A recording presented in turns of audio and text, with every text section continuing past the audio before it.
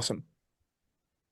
Ladies and gentlemen, it is currently 8:10 p.m. for me over here in the States. Welcome to episode 38 of the Anatomy Podcast. For those of you who are familiar with the podcast, essentially we have the first half of the podcast talking about the people, the second half talking about the music, as if tonight the two people in chat act as one being, act and respond on behalf of Xenobiotic, which is the band head Yeah. question tonight. Yeah. And I became a very big fan of theirs after listening to their recent EP, Hate Monolith, and did not notice that they have an entire, at least a couple albums before Hate Monolith for me to listen to. So, for the sake of homework over the course of time, because I loved their sound so much, reminding me of bands such as Ingested and plenty other death metal bands. And funny thing, the frontman reminding me of a buddy of mine, Bryce Schillebauer of Divine Destruction over in Florida. I'm like, you know what? I'm digging this band so far. I like where this is going. So I inquired, and obviously that's why episode 38 exists. So getting started right off the bat, David and Nish, how are you gentlemen doing tonight? Oh yeah, pretty good. Good. We say tonight, I mean it's like 10 a.m. in the morning and where we're at. So yeah, pretty good. It's a good Well, morning. well, for me, so me and Nish are on opposite ends of the country, but I think it's about the same for us today. It's pretty good. Yeah. Well, in that Yeah. case, good morning. Pretty warm. Yeah. No. I can G'day. only That's right too. Like right now it's colder for us, but it's warmer for you guys, right? Yeah, no, yeah. It's one of the Yeah, things about being on the bottom half of the world. Bottom half of the planet. Yeah, I've Yeah, heard I've heard. it's a salty one, Christmas is yeah. hot this winter. How hot is it right now for you guys? Oh man, Terribly. yeah, it could be Oh, for better, you but it could be maybe worse. blistering. Is it blistering in Perth, Nish? It's all right over here in Yeah, Brisbane. like it's all right. I mean, it's not that far into the day yet, but I feel like it's going to be a belter today. But yeah, it has been, yeah, pretty warm. But Right. thank God for aircon and the yeah, Absolutely, the man. modern solutions to these problems. Yes, very good. Right. There you go. And like I even recall that like even this time of year, like it's still, for example, Christmas. You guys just experienced Christmas, but instead for you guys are just doing like barbecues and shit, right? Yep. Something like that, yeah. Something like that. That's funny, man. That's great. I'm sure that definitely mixes things up, and definitely have to go experience an Australian holiday someday. That should be really fun. But like I said, To be ladies and honest, you kind of don't want to come around here if you're in summer because it gets pretty like I mean, I don't know. It's okay in some other states, but in Perth especially, it's very hot, very dry, lots of flies. And oh, yeah. Yeah. Yeah. So maybe like September or something when it starts to sort of warm up, like that's yeah, that's fair. And I can speak for myself when I say that I favor colder weather more. Like yeah, born okay. and raised in like the second hottest state in the United States, that being Arizona, but specifically Phoenix. So lots of concrete, little to Right. no like trees. It's just so like hot, and the concrete makes it worse. And then you're like, where the fuck are the trees? Oh yeah, we have cactuses out here. You can't fucking hug a cactus though, can you? He's got little Uh, spines and shit. It'll stab you. yeah. um, like to say the least, definitely have been enjoying my time out here in Tennessee in the East, where, well, I don't know, we have all four seasons, and we actually just experienced a major snowstorm that came through. It didn't hit us as bad. Came from Siberia, came down, and like as simple as that, it made like negative wind chills for a lot of states, and we happened to just have an appetizer. Like it maybe got a Right. little bit cold and it snowed a little bit. Meanwhile, other states are like buried in snow. I'm like, I'm good. Like I love the cold, and I would prefer a snowstorm instead of like, oh, I don't know, a monsoon or like a muddy, lukewarm rainstorm coming through, which is what we had in Arizona a lot. But Mm, yeah, weather. What a great way yeah. to start off the podcast. I Right. like that. But I don't know. um Yeah. again, we are being introduced. We are getting to know Nish Raghavan, right? Is that how Yeah, you that's the pronounce your one. last Nish name? Oh, Raghavan, yeah. sick. Okay, Got it on the so first try, man. That never happens. absolutely Wonder Bread white boy over here. We're knocking off little tallies, but we got Nish Raghavan and David Finlay of Xenobiotic, a death metal band that's been around for a little bit, actually. Again, I am not familiar. I was not familiar previously with how long they've been around. And during most of their discography, if I'm not mistaken, you guys have been with Unique Leader Records, like once you did legitimately sign, correct?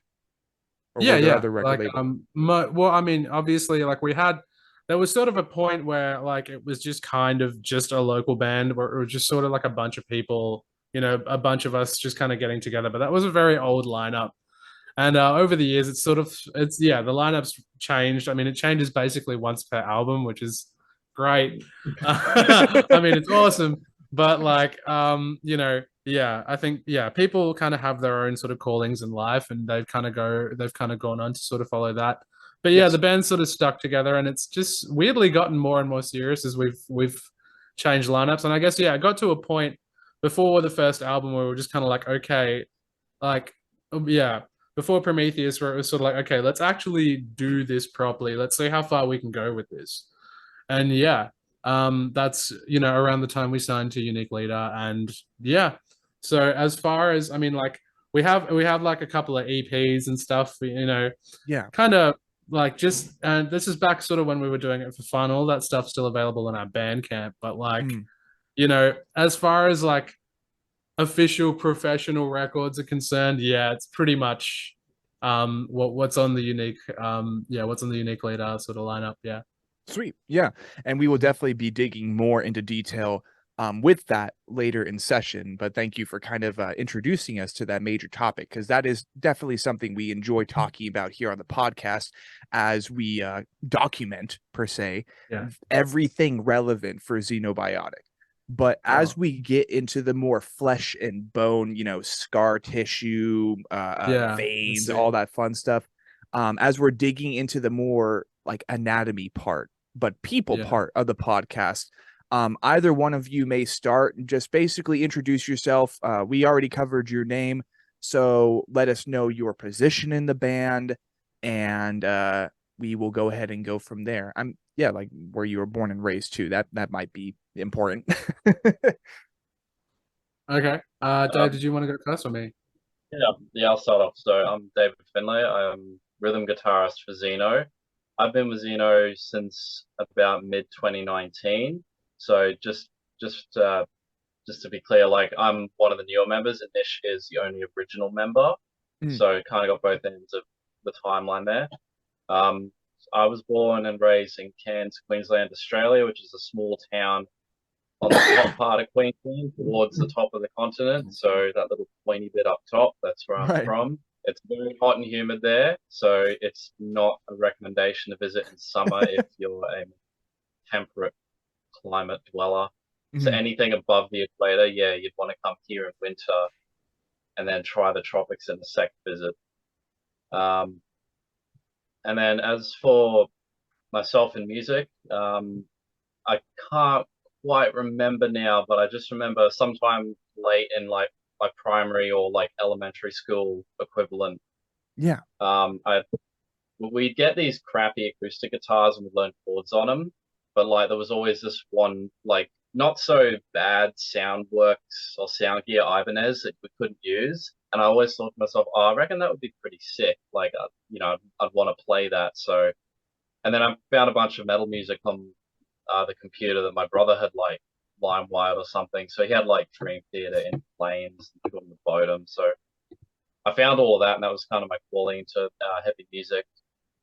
And I wanted to play an instrument.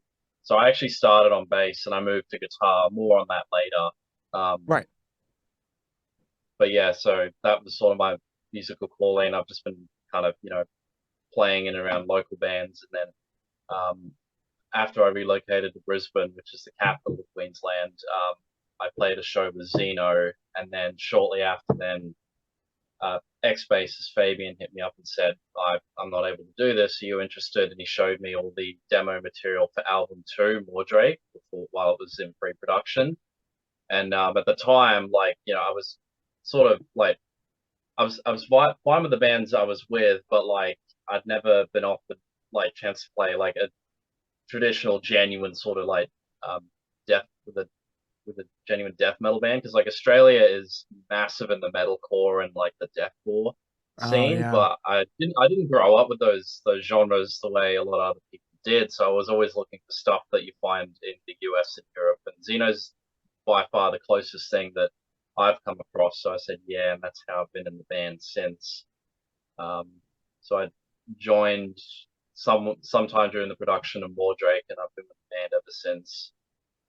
Then so that's about my side of it. It Fantastic. was really funny, just kind of like expanding on that story. Like from our perspective, like we played. I think we were on our first run, sort of for our second run for our first album, and we saw him in like Queensland, and like he was doing all the bass tapping shit, and it's just kind of like that's a guy. That's the guy. That's the motherfucker. We saw the guy. We saw him, and it was just like, that's the guy. That's our guy.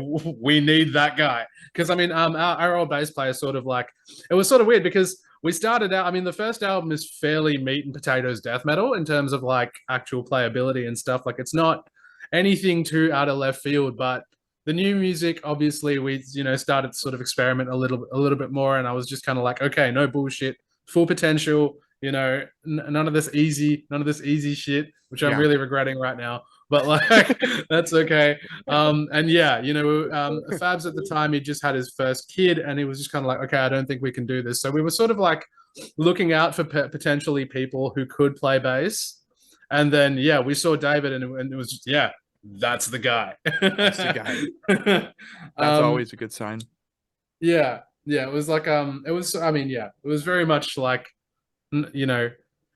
yeah, sometimes you see people play and you're just kind of like, okay, this dude belongs in my band. This dude could be in my band. Just... no, yeah, well, that's a fucking fat one, Jesus. Oh no, no, this is Sage. This is Sage. Okay. I didn't know that. I've never seen that. Okay. That's so funny. My Oh, bad. damn, that's a fat one. That's great. I love that. I mean, my screen is not very bright at the moment, so it looked like something else, and you had it under the table. So I thought, is he really just gonna rip it? Xeno, baby, honestly, it's not go. the first podcast where that's happened. So yeah, You know what? Yeah, I mean, one of our previous episodes started with the main vocalist of the band, like just like, yo, check this shit out, and he just brought green, just like a whole fucking ounce to the screen. He's like, "What's up, dude?" He tucked it up, and they were just smoking the whole session. It was great. Okay, sweet. Great, we don't man. do that as much in this band anymore. We've sort of we need our wits about us when we play this music. Yeah. But okay, so backstory. I was born in Singapore. I moved to Perth when I was about 10, so about 20 years ago. So I've been a citizen. I've been an Australian citizen for a majority of my life at this point. So yeah, that's great. And I guess like I started. I mean, I'd always wanted to play guitar, but like could never afford one. Right. And then that's sort of like I started sort of saving up. And then I think I got my first guitar. It was like this terrible like Strat copy, this pawn shop crap, for like I think $200 or $300. And yeah, I'd always kind of, I mean, I guess my introduction to heavy music was more or less like, Korn. I was a pretty sad kid, and I'd heard like I think what was it? One of their tunes on the radio. God, there's so many good. I mean, I think it was something off of Life is Peachy or something like that. I can't remember the exact song, but it was like, it was that sort of first vibe that I was like, okay, this is dark, this is cool, this is like, I'm not alone in this, weird sort of sadness, I don't know. And then that sort of like kind of got me listening to more metal. And I think like the big thing where I kind of really wanted to play guitar was Pantera. Ooh. I mean, it's a little bit cringe to mention that band now, but yeah, whatever. Like Whatever. back then in the 90s it was pretty good. You know, there was still kind of, you know, like absolute titans with regards to sort of metal. And I think Yeah. I listened to Master of Puppets by Metallica, sort of just kind of going back through that.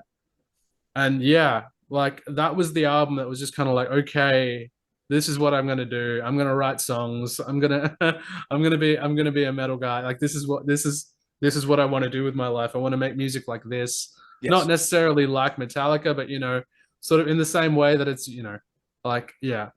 And yeah, with regards to sort of band stuff, I wasn't in my first band until I was like 15 or 16. And it was kind of funny because I wasn't actually allowed to be in a band. So there Mm. was this huge, like, weird little heist thing that my friends did where they literally just showed up at my door and goes, "We're starting a band right now." And then literally it was sort of like, you know, have you ever watched that second Harry Potter movie? Again, like very old, sort of, you know, kind of cringy Dude. reference, but at the same No, I time, love Harry Potter, bro. Come on. It's yeah, okay. so do I. Safe But like space, baby. yeah.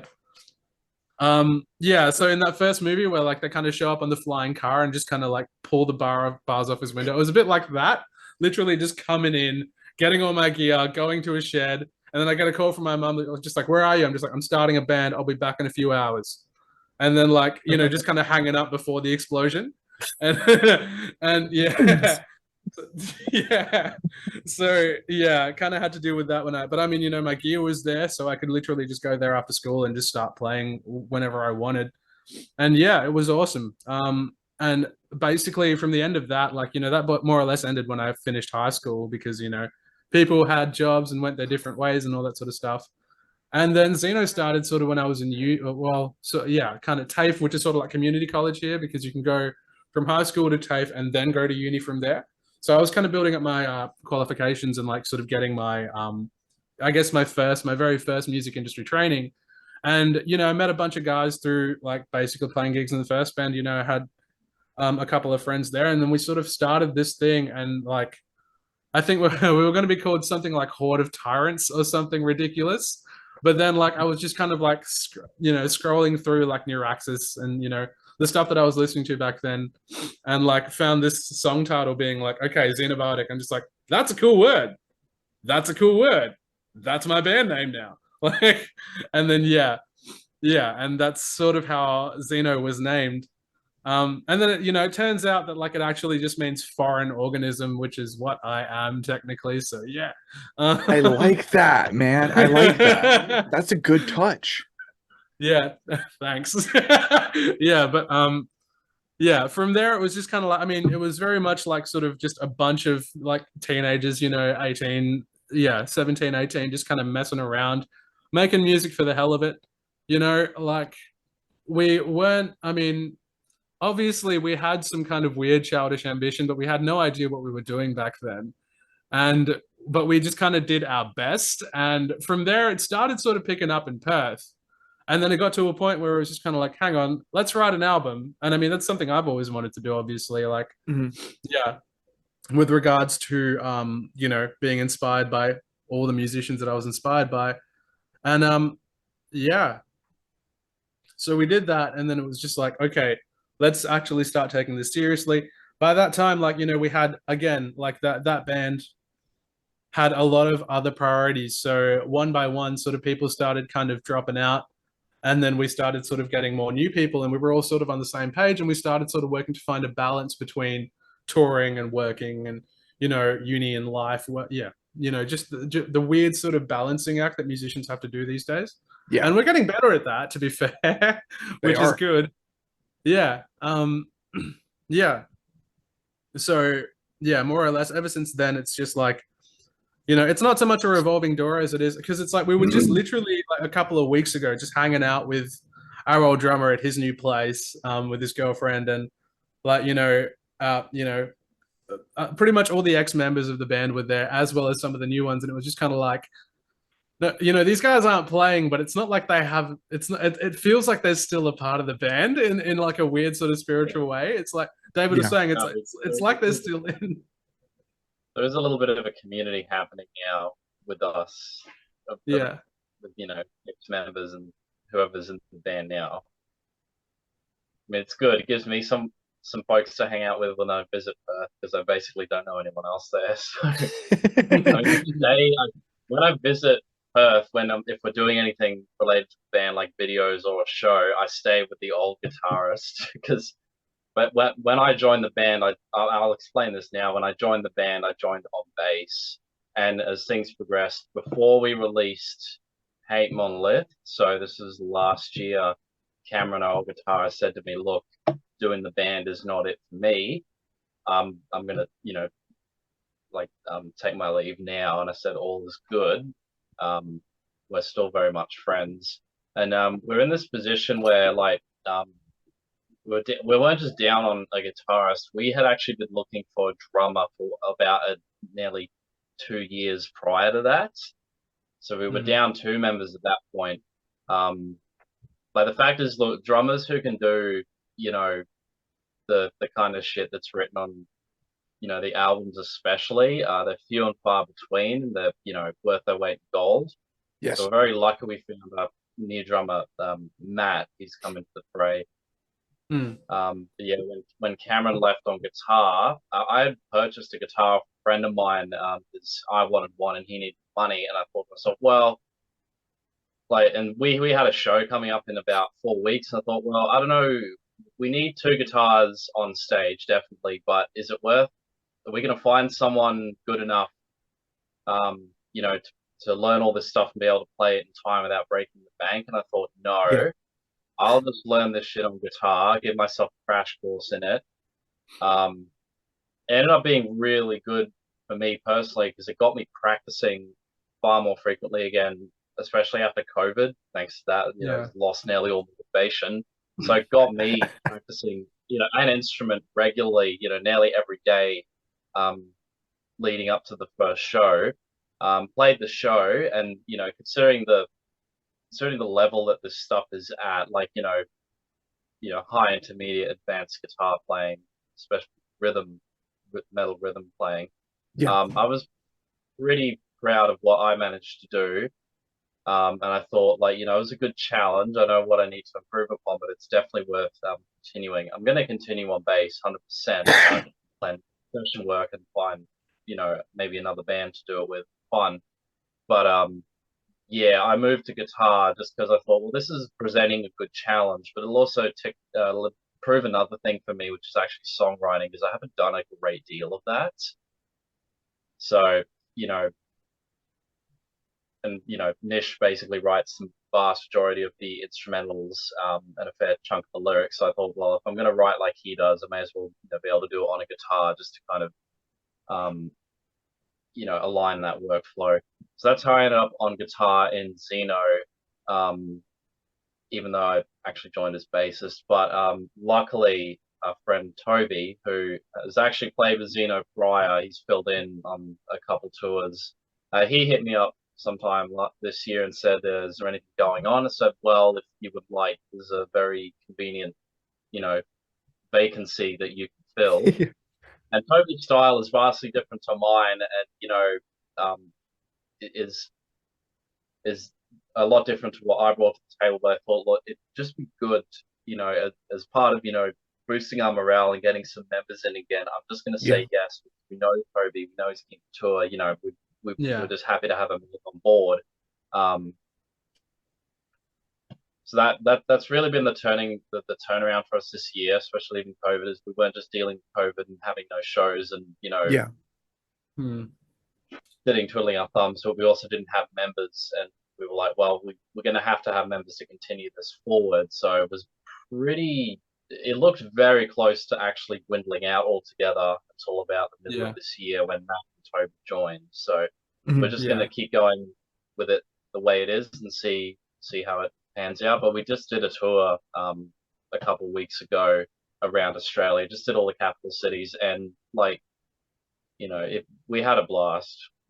We all we all had a great time on stage. We all played the songs Yeah, that was a sick really tour. well, I think. Absolutely awesome tour. Considering we barely had any chance to rehearse, I don't understand how we had any business being as good as we sounded even on stage. So This is me. sort of the issue about having members in like pretty much all across the country, because Toby's in Yeah. Melbourne, Dave's in Brisbane. Like Matt and I, a drummer, we sort of got together and rehearsed a few times, so we kind of had that bedrock, I think, and we sort of knew more or less what we were doing going in. And I think, like, sort of the dirty little secret about bands is that, like, if you've got a good drummer, you're going to sound good. Yeah. Yeah. Like, If you can play to a click track on your own and do it on stage, and Yeah. if your drummer can do that, you're gonna be tight roughly. You're gonna find an equilibrium. Mhm. Nothing beats doing all of that in practice, regularly and playing shows regularly. Because like you can practice and practice and practice, but you need to be gigging, reasonably often in order to, stay practiced on stage, because the you need stage to environment is very acclimatize to that you sort of, haven't the rehearsed stage before. environment, exactly. Yeah, It's you've got to it know gets really how to hot spend and time. Yeah, finally, you just got to be able to deal with not potentially hearing yourself or hearing other things that are going on. You got to find out what it is you hear best and lock onto that, whether it's you click, the drums, or even the singer, whatever it is. Absolutely. So that was a big step forward for us this year. Like having a pretty two new members, very little practice, but sounding all right, and pulling off a good set each time. So we're all very happy with that. I just think it comes down to everyone being organized and putting plenty of practice in, I think. Yeah. Because I don't understand. Certainly not the only one who's felt pretty demotivated by not just COVID canceling everything, but just the general cost of living. Yes. Getting around Australia to tour, you basically are flying, because you've got, otherwise you're looking at 12-hour 2-day drives between capital cities. Yes. Because of the way Australia is geographically, the population density outside of the 5 major capital cities, Brisbane, Sydney, Melbourne, Perth, and Adelaide, is, unless you're a really big band like Dyer, North Lane, in Heart's Wake, Yeah. those kind of bands, they can do the regional tours. They get full out there. They can, it is cost effective for them to hire a van, do, a bunch of cities and towns in one state, fly to the next state, do that over and over again. But for the smaller bands, you're really stuck to the capital cities if you want to make your show turnouts worthwhile. Yeah. And we managed to do that this time as well. We got a good settlement after the end of tour from the ticket sales. Yeah, managed to that's merch, which is good. Always good. Yeah. Always good selling merch. That's the best way to get money. Yeah. Right. Absolutely. There'll be some merch available online very soon from the tour. I've just got to finish setting up the shop again. Fuck yeah. Bring it out of hibernation. Yeah. So Yeah. keep an eye out for that. Keep an eye out for that, ladies and gentlemen. And kind of commenting on what you guys have provided us so far, because like this session exclusively, I feel that like you guys are really taking the wheel, but I love that. Like keep on doing what you're doing, because usually it's like this question, and then okay, give us 5 like recommendations, blah blah blah blah blah, and then we move on. But no, you guys are organically taking the cake on this. You're just like, Jesus, hold the wheel. Like you both are equally Jesus right now. In that specific sentence, all possible skin colors of Jesus. Yeah, no, yeah, we've got what was it? Yeah, barcodes. I don't know. I don't know. There was a joke there, but I lost it. It's okay. That's happened to me like 3 times today outside of session, just with jokes in general. But very, very interesting mechanic that Xenobiotic seems to have. Like, not many bands can say that with most, if not all, of their past members, that they are on pretty good terms with them. 1, 2, they're like still hanging out with them, and 3, they even have like the newer members like hanging out with the older lineup, the former members. That's something special. You don't really hear about that often, especially not over here in the States. Like usually a band member will leave because of allegations, and then they're like, yeah, fuck you, get out. or it's like, they what you guys are describing, just like financial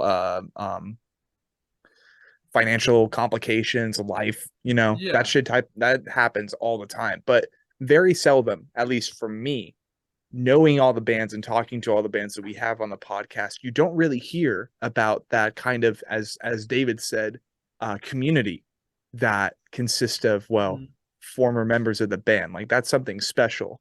They were a big friend group, as well. We still get together and hang out and yeah, good times. literally, There's no animosity surrounding, the band, whether people are in it or not. It was a chapter of their lives and it's simply closed. And, we're sharing the new ones because, like, Mikey, for example, Nish mentioned earlier, we had a housewarming with an old drummer. He's got a really sick new house.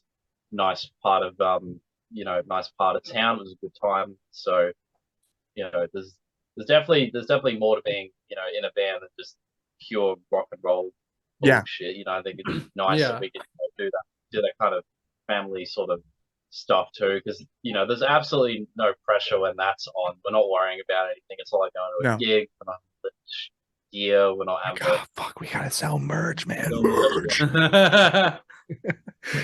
No, it's great. Did actually end up selling some merch at that housewarming party, which was pretty funny.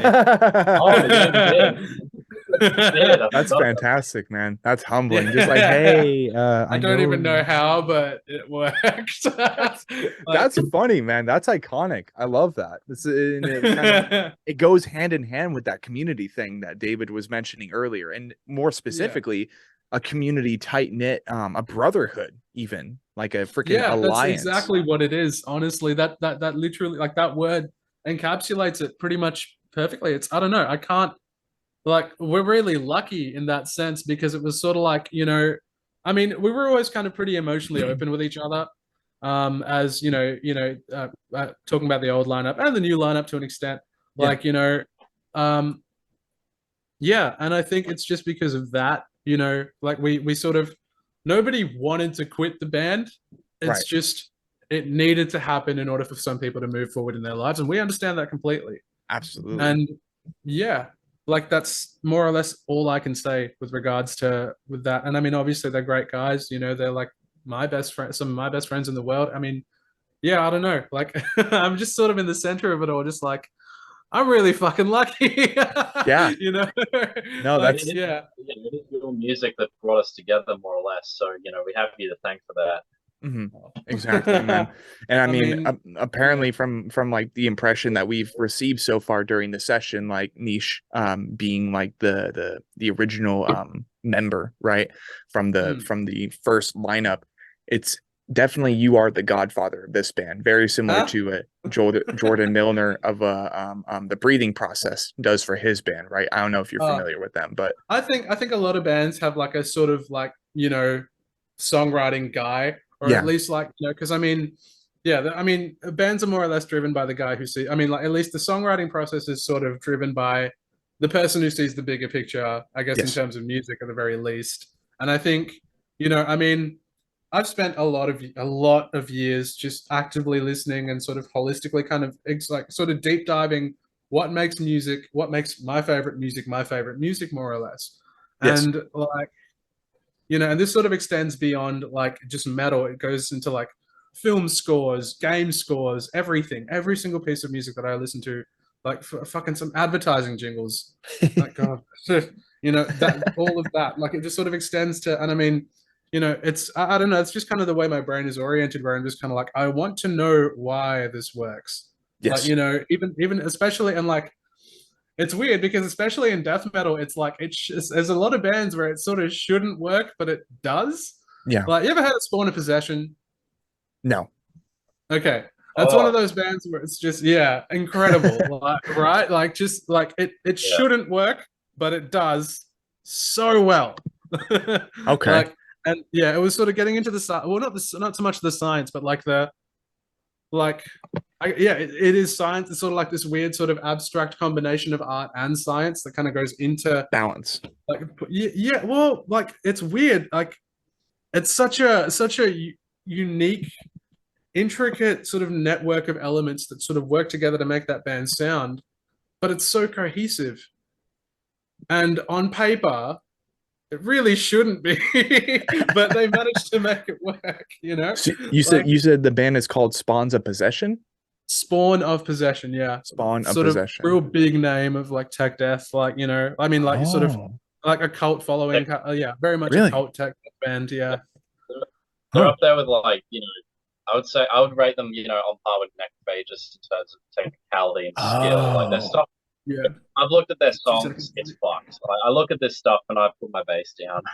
When I was Yeah. looking at this stuff, I just put it down. Like, to give you an example, like even Archspire is easier compared to what Spawn would write, Really? Yeah. You- They were like, like one of the yeah, first bands to actually Archspire, go that hard. Huh. yeah. Okay. Yeah, I But, mean, I guess I don't think Spawn of Possession are active anymore. So rest in peace. No, they're not. Oh. Like I think that they only, yeah, rest in peace, absolutely. They did like 3 albums, but like they're 3 genre defining albums, you know? Like, They're like, yeah, we're done. You guys can take care of the rest. Archspire, necro, Yeah. like I take the don't think, wheel. again, it's sort of like Necrophagus. I don't think we're ever going to have a band like that ever again. Like where it's, and Necrophagus is another example of like, again, a whole bunch of musical elements just sort of colliding and making something cohesive and structured and well thought out, even though on paper, like if like putting things like For Elise in a death metal band, Yeah. like you wouldn't see that happening, that sort of thing, how they Right. do that in one of their songs and make it work. Like it was that sort of thing that sort of, I mean, it just sets my brain on fire, man. It's amazing. Like Yeah. how does this work? And I mean, we sort of tried to do that on Mordrake with regards to, incorporating a whole bunch of elements, and some would say we succeeded. But yeah, yeah. Hate Monolith is very much like a return to sort of like the, I guess, I don't know, because it was weird. Because as when we finished Mordrake, I don't know, is it okay if I talk about this now? I'm just kind of shooting ahead, aren't I? My bad. Oh, I mean, yeah, more or less, basically with the podcast structure. Like I usually just do track by track lyrical analysis later in session, but I mean, absolutely, we can talk. This is you guys' time. This is your opportunity to talk everything relevant about Xenobiotic, talk everything relevant about yourself. So I mean, shit, if you want to like breeze through your previous discography, make references to the newer EP, and then we'll talk about that later, you go ahead and do it. Yeah. No, yeah, absolutely. Like, I This is your mean, time. well, I mean, yeah. Like with regards to, I mean, I guess like as far as I'm concerned, that's sort of like, kind of definitive piece of work is still Mordrake, and that's, we'll get into why later. I mean, obviously, our most recent work should be the definitive work, but at the same time, Yeah. it's like in terms of LPs, in terms of like creative statements, I'd say Mordrake is definitely the one that's sort of encapsulates where we're at. Not so much nowadays, but like, in terms of like, The identity what we're of about as a band, Xenobiotic. like more or less our sort of ideologies behind music, our sort of Yeah. personal musical value systems. It's all sort of captured in Mordrake more than anything else. But yeah, yeah. But anyway, I was talking about basically a whole bunch of elements that working together that really should, Absolutely, man. Yeah, and Spawn of Possession was like one of the big sort of one of the first bands that I heard of that actually did that to such a weird extent. I mean, obviously there's things like Cynic and Death, the immortal, like sort of the first wave of tech death. We're going to use black metal terms, the first wave. Interesting. I never knew. You're saying Death is tech death? Yeah, I mean, they were sort of the first band to sort of push the technicality aspect of death metal, right? It was Death, Cynic, and Atheist. Like I think, I mean, my metal history is a little bit funny, but like, I think Human, like the 1991 album from Death, was the first death metal album to not just be death metal, and like as well as like Focus from Cynic. Like Cynic was the band that sort of like, oh my god, I can't even say it. I don't even have the words. I have a lot of words, but I can't describe what Cynic. I had so many sort of jazzy elements and so many sort of proggy elements, and it was just like it was still death metal sort of, Yeah. but it was very proggy, and it started sort of this whole. I guess I don't know if I'd say. I guess tech death by modern standards is not real. I mean, like it's not really that, but it was that sort of proto kind of progressive death metal sound that kind of had Yeah. that a lot more to it than just death metal, And yeah, it was. I'd say it was. I put the credit in the hands of say cynic, death, atheist. Atheist is Sick. one that not a lot of people have heard of, but yeah, again, they were one of the first bands to start doing like things that weren't death metal in death metal. You Right. know? Yeah, no, that's Yeah, fantastic. And it's like I'm definitely more or less a slam, brutal death metal, melodic death metal, yeah, blackened deathcore, extreme music guy. So like yeah. I like my brain has been like itching and I'm like, what's the deal with death? Because when I was living in Arizona still, I was actually down the street from a I don't know if you guys have Hot Topics over there, do you? Like in your We Oh, used in to. your oh you Pretty used yeah, happy to? that we they're used to, gone. yeah. Okay. So basically imagine Hot Topic, but more OG. There's a shop, Oh yeah. shout out to Shirts and Things, like right around the corner from the apartment that my buddy and I were living in before we moved out here. And like they had death merch just everywhere. And I'm like, what's the deal with death? Like I've never still, even now, I haven't really listened to them. I've only heard a couple songs and I forgot which record it's off of. Mm. But like I've always been like, what's the hype behind death? Like why do so many people like this band? I love the logo. I love the album covers because it reminds me of like a more metalhead version of the 80s, just in general, with all the neon colors and the merch that they do, the album covers. And like a part of me was always thinking that was like kind of their whole gig is like they're kind of like strange alternate 80s metal. And it's like you listen to Metallica, you listen to Megadeth or Led Zeppelin, you're fucking fake. Listen to fucking Death, dude. This is the OG. This is the underground death metal, man. I mean, And yeah, Death was the first death metal band, and I'm pretty sure that's kind of where the name came from, more or right. less. More, yeah, like that's where the genre name death metal came from, you know? Huh. So way back when, and like as far as my heavy metal history is concerned, it was like Right. I think that album called Scream Bloody Gore, and it was like before that it was literally just some thrash was heavier than other thrash, Mm, and then death metal came and death came along, and then all of a sudden it's like this is something else. And right. along with Morbid Angel, they sort of started this whole thing that's still somehow relevant. Yeah. 40 years later. No, seriously, Like, man. And like I don't know, this is fresh as fuck for a podcast session, but like obviously you have your like hands in the cookie jar as far as like death metal history. So like I guess kind of like take us on a little journey, like continue taking us on this oh little man. journey of like all your knowledge and your kind of impressions upon death metal because like the way you're talking uh, about this is like so rapid fire, uh, but it's like, whoa, okay. this guy knows his shit.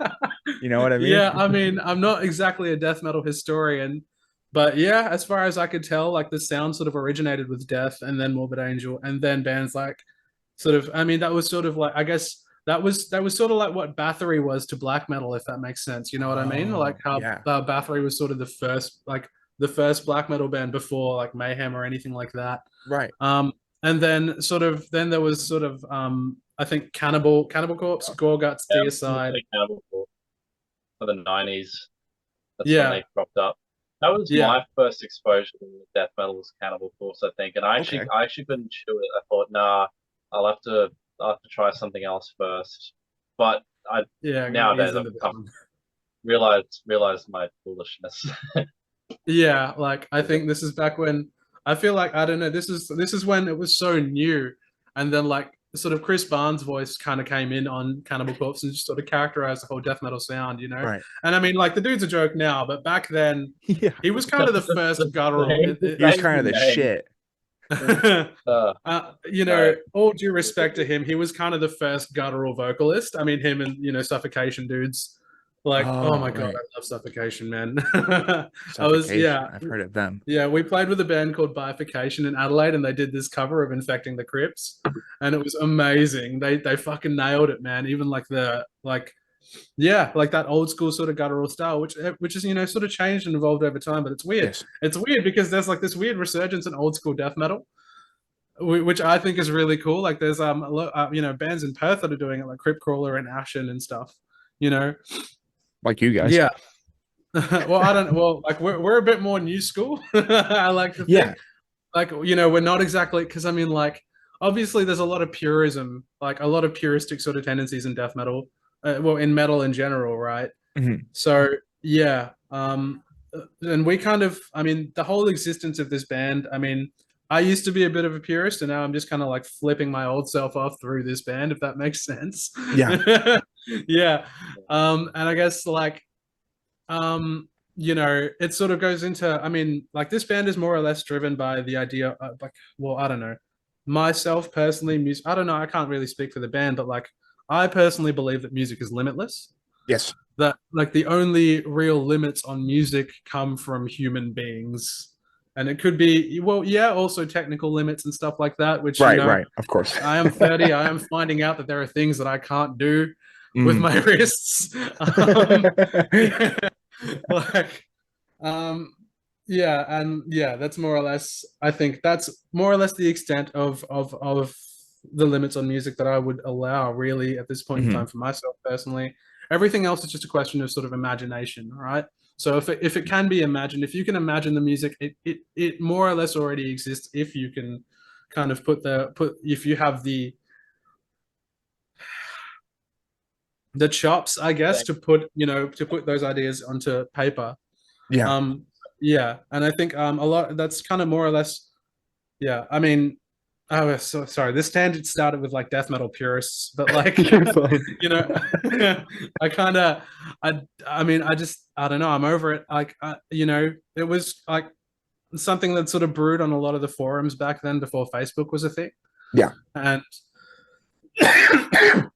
I don't know. It's kind of become like this weird staple of the genre that there has to be these weird walls and these weird gates and the people who keep them and all that sort of stuff. I don't buy it. I think it's really just another sort of, it's another sort of human figment that Mhm. doesn't really, it doesn't really belong in anything that sort of involves free expression. If someone's going to say, oh, that's not real death metal, that's not real this, that's not real that, whatever. But yeah, death metal history, that's where this started. Sorry. You're good. You're good. Yeah. Take your time, man. This is your time.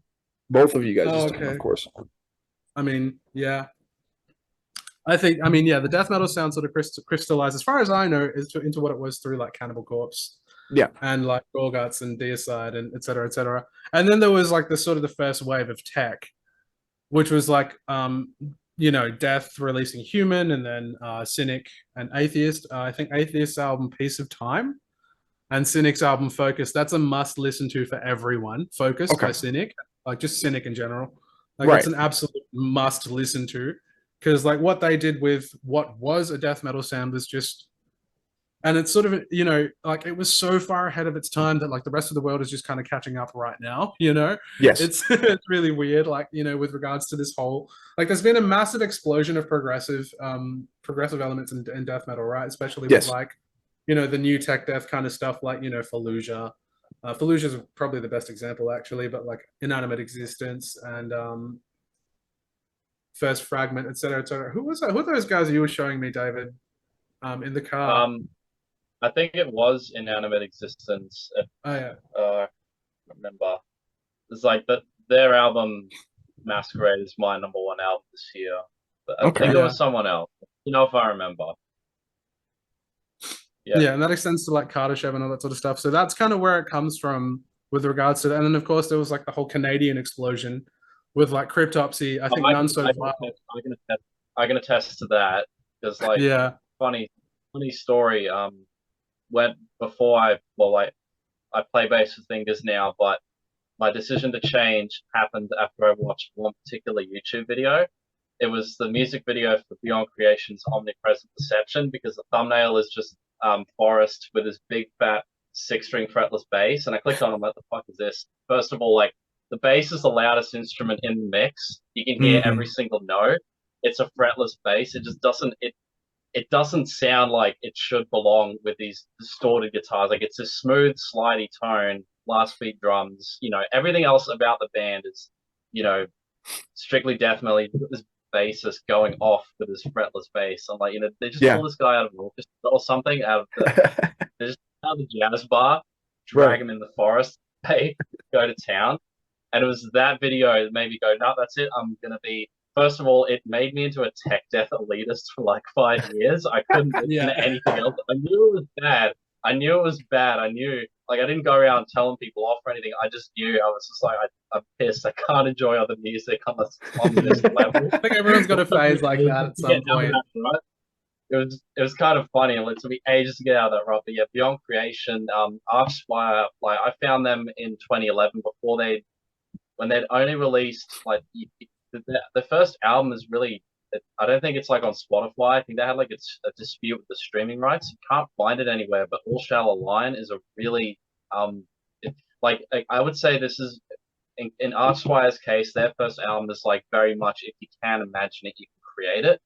But it's very rough, very, you know, just, you know, sort of pieced together. It's not bad by any stretch, but like, you know, in terms of production and cohesion, it's very all over the place, but it was extremely cutting edge 10 years ago. And like, you know, I've watched them progress over the years, and I'm, you know, always super impressed with what they managed to do on, you know, their albums.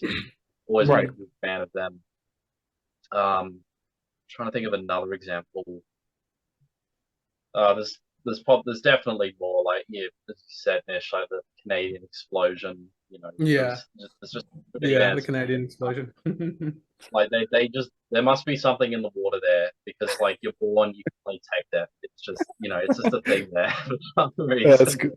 That's great. That's I think funny also because like Canada in general seems to have a huge, like a massive respect for the arts, especially, I mean, as far as Canadian culture goes. And I think that's kind of what's sort of driving it, because you probably had all these kids who were sort of encouraged to like sort of appreciate art for what it was and sort of really get into the abstracts of it. And I think like it's only natural that some people would sort of apply that to music. Whereas like, you know, say somewhere like, say Australia, where it's a little bit more, you know, people are sort of encouraged to think a little bit more concretely, you know. Like I think, you know, you wouldn't really see that in some of those places, especially like, I mean, no offense to Americans. I mean, you guys are all great people, but your culture is very, very, very capitalistic, very individualistic, very money based. You know. No, I can agree with you on that. That's I will take that. And I think what it's done is that it's basically, I mean, what it seems to have done is it's kind of made this split in sort of terms of people who sort of rebel against that and then sort of really sort of push the artistic aspects. And then you have sort of the rest of it who are just kind of like, I'm sure, I mean, there are definitely careerist musicians in Australia.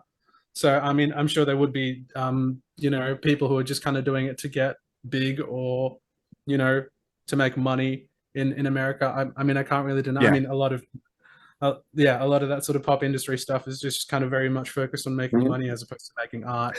But the people who do focus on making art are doing it obviously for the right reasons, you know? I think, and like, but yeah, you know, in terms of Canada, I feel like they've broken more new ground in terms of tech death than anything and any other country I can think of, you know, like, I guess America's a close second. America definitely, like, I think Canada just managed to, with, you know, whatever approach, they managed to get it sort of into the mainstream, because like, you know, for example, Spawn of Possession, you know, they were doing shit well ahead of their time. Next pages, they're European, and maybe it just that they just didn't have a big enough spotlight at the time, and Canada just was poised in the right position at the right time. I also think just because of, like, geographically, because Canadians can tour America, and America's kind of where everything gets sort of, you know, big if it gets big, you know. It gets rolled up and then like if it's got, you know, if the Americans are paying attention to it, then it's only a matter of time before the rest of the world does. Exactly. That seems to be the case pretty much all across the board. No, it's, and like we're kind of speaking about like tech death primarily, right? Okay. So like limited to that. Yeah. Canada definitely seems to take the cake as far as like tech death bands, apparently, because I didn't even know about all these bands that come from Canada. I'm like, I know that I know that Dead Mouse, Justin Bieber, Angel Maker, Brand of Sacrifice, and Carcosa all come from Canada. And like I know that Nihilist and Beyond Deviation also come from Canada. If they don't, it's super fucking close. Other than that, I'm like, yeah, Justin Bieber land, you know. Like, Yeah. that's always been when my mic, Jesus. That's always been my impression upon Canada. And like speaking on my perspective, for like Australian stuff, as David was saying earlier in session, like it's kind of the main reason I ended up reaching out to you guys is like, holy shit, this is a death metal band that reminds me a lot of, or like you guys said, like tech death, right? Like you bounce back and forth between those. I don't know. Yeah. I usually just say progressive death metal because there's not really like an Yeah. emphasis on being technical, on Yeah. technicality in music. It just sort of like the writing philosophy is like literally just write the music and learn how to play it later. Yeah. So Yeah. yeah, sometimes yeah, it does get pretty nerdy. But yeah, on the I guess like the best way to say it is like prog death. And we do have a few breakdowns or breakdown sounding things Yeah. here and there. I don't know if they're traditional breakdowns as such, but they do take influence from, you know, the I guess the Diard or the Parkway. Yeah, Right. probably Right. even the Parkway approach. Yeah. Yeah. You know, like It's um it's always been a pleasant surprise to like, you know, after hearing Hate Monolith, which again we'll be talking about later in session, but like yeah, I definitely remember recounting it as like ingested. I'm like, okay, so you got Disentomb, which is like closer to slam and like brutal death metal. That's another Australian one I know. There's To the Grave, Thy Art is Murder. Those are kind of like general deathcore, I guess. Like they don't have any specific themes, right? They could easily be. They like could easily I have know a To the specific Grave theme. is kind of doing something sort of weird and new, which is really Yeah. awesome. Like they're sort of expanding on their sound to sort of kind of yeah, there's a lot of 90s in their sound, funnily enough. Nowadays, you know, I don't know if you followed them recently, but like yeah, they've yeah, you know, they're doing yeah, we know some of the dudes in that band. We're very proud of them. We're very proud of them. Like they're yeah, amazing. I Like fucking love To the Grave, Simon's man. one of my best friends, like one of Fuck our yeah. best friends as a band, you know, like he it's actually a really funny story with Simon. So we were going to play a show in Sydney and sort of the guy that we kind of booked to play the gig kind of bailed like about 10 days out and Simon learned our entire set in 10 days. Really? Yeah, just to play on drums and just What a literally just to beast, help bro. us out. He didn't take any money for it. It was nuts, man. I don't know. Yeah, it's like we just really lucked out, and then he's just been in our lives ever since, and he's such a fucking sweetheart, man. He's yeah, real solid dude, real I solid dude. I absolutely can't praise this enough, and I'm really happy that he's doing as well as he is doing with To the Grave. So Yeah, yeah, me too, man. you know, Like it's funny because they were actually To the Grave, that being Justin Simeone and Tom Cadden, who both I don't think are in To the Grave anymore. But back then they were. So like we had them on, I had them on the podcast for my very first episode actually. And like Simon was the one that I was primarily reaching out to regarding having the session in the first place. And when he wasn't able to attend, I'm like, fuck. Like this is the guy yeah. I've been talking to, man. Like, what the heck? And so I really do look forward to in the future, hopefully hosting him, hosting Dane, and hosting the Yeah, rest of To the Grave on the podcast. Shout out to the boys. Please come hang shout out out to the with me, boys. bro. The boys. They're The very boys, busy. man. They're Very very, busy. very busy. Like, so Especially now that don't they're take it personally if they don't, I no, guess. But they're no. No, very I mean busy. they're gonna be over your side of the planet next year, so you might catch them. Exactly. Yeah. That's exactly what I Yeah, was about that's to it. mention. They're coming over for the Unique Legion tour, which I'm like, yes, finally a Unique Leader Records freaking theme, you know, tour Yeah, based tour. off of the bands on the roster, man. Like it's badass because I've been following so many of the bands, and you guys are now added to the list, of course. But like, you know, let's see. There's Bone Carver from Madrid, Yeah, Spain. bone That was a cover. recent episode we did. What was That it? was super Cannibal fun. Grandpa? Is that what they used to be Yeah, called? exactly. Yeah.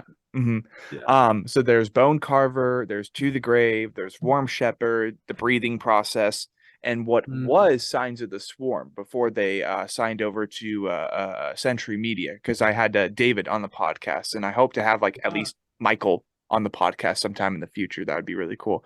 But yeah, like so many freaking unique, like so many solid bands on Unique Leader Records. Like you boys got the Kings of Slam out of South Africa. You got like fucking one of the dominating bands in Black and Deathcore, that being Warm Shepherd, the absolute homies.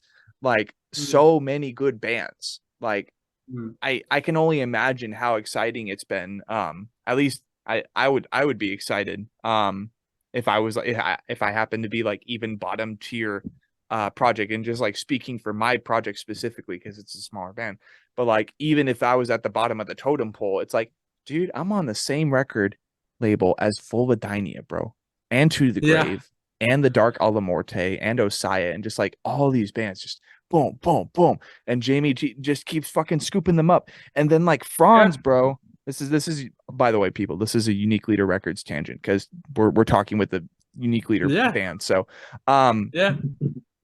I have to give Jamie Graham absolute credit because just like Franz of Attila and Stasic Records and Stasic Threads, but cooler, definitely cooler. I prefer Jamie. Like this dude is like the main face, right, of this massive record label. And then on top of that, he has this killer tech deathcore. Like I don't even know what to classify Viscera as. Yeah. Like insane, dude. Insane. I love their music. I love their first album. I have the flag actually. Where is it? It's like actually right above my head right now. I didn't realize that. Such a good band. But as we kind of like woo full circle, just like talking about Australia and the music scene, because we're just talking about bands now. We're just talking about so many other bands and musicians and artists now. And then of course, David, I definitely do want to get your perspective, because like we kind of started the session off with you saying and like entailing, right, that you had a prominent background with like death metal bands, more or less. Nish was like at least initially providing us the impression of like, you know, more Pantera and Metallica and shit before he really got into the I mean, tech that's what death. got me going as a kid. I mean, Right. as I kind of grew up, I got more into the Botems and the Arch Enemies and the Yeah. the Gateses, and then obviously the Necrophagists and the Facelesses. That was a really big one for me. Right. The Right. Faceless was a massive one, and I think the most recent ones have been like Gorguts, Ulcerate, Depart. But yeah, sorry, that's You're good. kind of No, you're good. taking this tangent. You're just fact checking me. I like that. I prefer No, that no, actually. sorry. No, you're good. You're fine. So like I don't even know, man. Like just speaking on behalf of Australia and like just talking about my kind of perspective over here in the States and talking about the bands over there. Just like David said, a lot of metalcore and a lot of deathcore. You know, you got some slam with Disentomb, and now, I mean, I think we're sweetening the pot a little bit with what Xenobiotic is bringing to the table for the country. You know, just speaking for all the metal bands over there, I think it's really cool. So David, kind of like what I want to do real quick, not even, go ahead and, you know, Nish has obviously been talking a lot about, just like all this different death metal tech death stuff going on, and you know, like all the bands that he was like growing up listening to, seeing them grow, seeing them like make their impression on the scene. So I guess like what were some of like the most prominent bands? I know you mentioned a couple now, but like what were like some of the iconic death metal or tech death bands for you growing up, really before you got into the process of joining Xenobiotic? Because I think the Are you people would love to talking hear like about that. about Australian bands specifically, or do you just sort of No, mean in no, general? just in Okay, in general. general. Yeah. Okay. Well, yeah. Well, let's see. I was trying to think.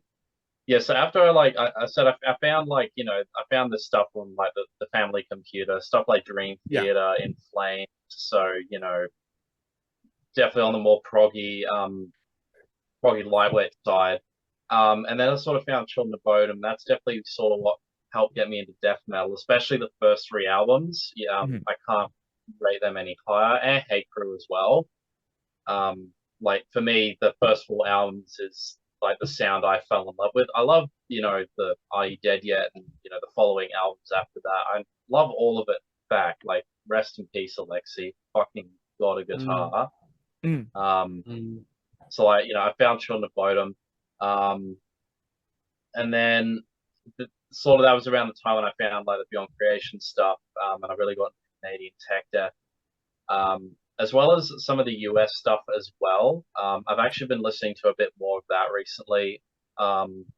Bands like Inferi, the Odious Construct, a lot of bands that are on Artisan era, especially because like smaller label, small time label, but they have excellent bloody taste in who they sign. Like just some gems are on that label. Absolutely love some of the bands. And then I'll bring it sort of back to Australia. Obviously, Die Art would, I got into the music scene, started playing shows when they were sort of picking up steam. And I'm also from the same town that A Night in Texas are from. They who just recently signed to Unique Leader as well. Yeah, I totally forgot about that. So like I remember going to shows and like it was them and their Scene Kid Hair, and they were doing this insane deathcore. Like I would say they really, especially on like their EP and their first album, they really pioneered a technical deathcore kind of sound. And I listened to their shit like a fair amount back in school and shit. It would help kill recess and all that sort of stuff. Yeah. But, they've done pretty well here, and they've toured overseas as well, and they've put out a couple albums. I have indeed. And then, where am I now? Yeah, I'm sort of going back to like sort of going back into the sort of the probably more black metal ish stuff now, like bands like, I mean, this is not true black metal. You can roast me all you want, but like I've just been listening to Abigail Williams stuff. Like I know it's a revolving door of band members, and call it true black metal or not, I don't really care for that. I'm seeing Mayhem in like a couple of weeks, so it's all good. Vale and Nath, as well, are one of my favorite bands from the States. They like that. I'm keen to see what they do because like their second album was very much like a sort of traditional, very clean, cut, technical death metal album, and then that following album clearly changed. It's like much more black and death metal kind of thing. I'm really keen to see where it goes. It felt like it felt a bit like a different band at first, but I know it's them. I think they have a new singer. They've had a few new members, so there's definitely a different sound. But yeah, huge fan of them. And I think that's sort of where it's at for me now. On the flip side, remember I was saying earlier how like I used to be such a tech death elitist. The thing that actually broke it. So shortly after I moved to Brisbane, my brother was living with him at the time. He showed me this artist called Perturbator. He is an electronic like synthwave artist. So there's a huge like electronic synthwave scene in Europe, in the States as well. But like Europe has I think it just has a massive scene for it, and it's like really it could be I guess it could be classified as like techno or dance music, but they've managed to take like heavy metal aesthetic, goth style, very just almost pagan kind of approach to it. It's really dark. Aesthetically it's dark. It's awesome. And like when I saw Perturbator, he's from France. He toured Australia the first time in 2017. Yes. He played at this legendary venue in Brisbane called Crowbar, which is actually shut now. Like Crowbar's had a fuck ton of massive bands come through it. Just a shout out to it. We miss you, Crowbar. He played at Crowbar, and like Crowbar was like specifically a metal venue, so like you'd get bands like Black Dahlia Murder come through. They came regularly. They came recorded. obviously Die Art and all that shit would play here.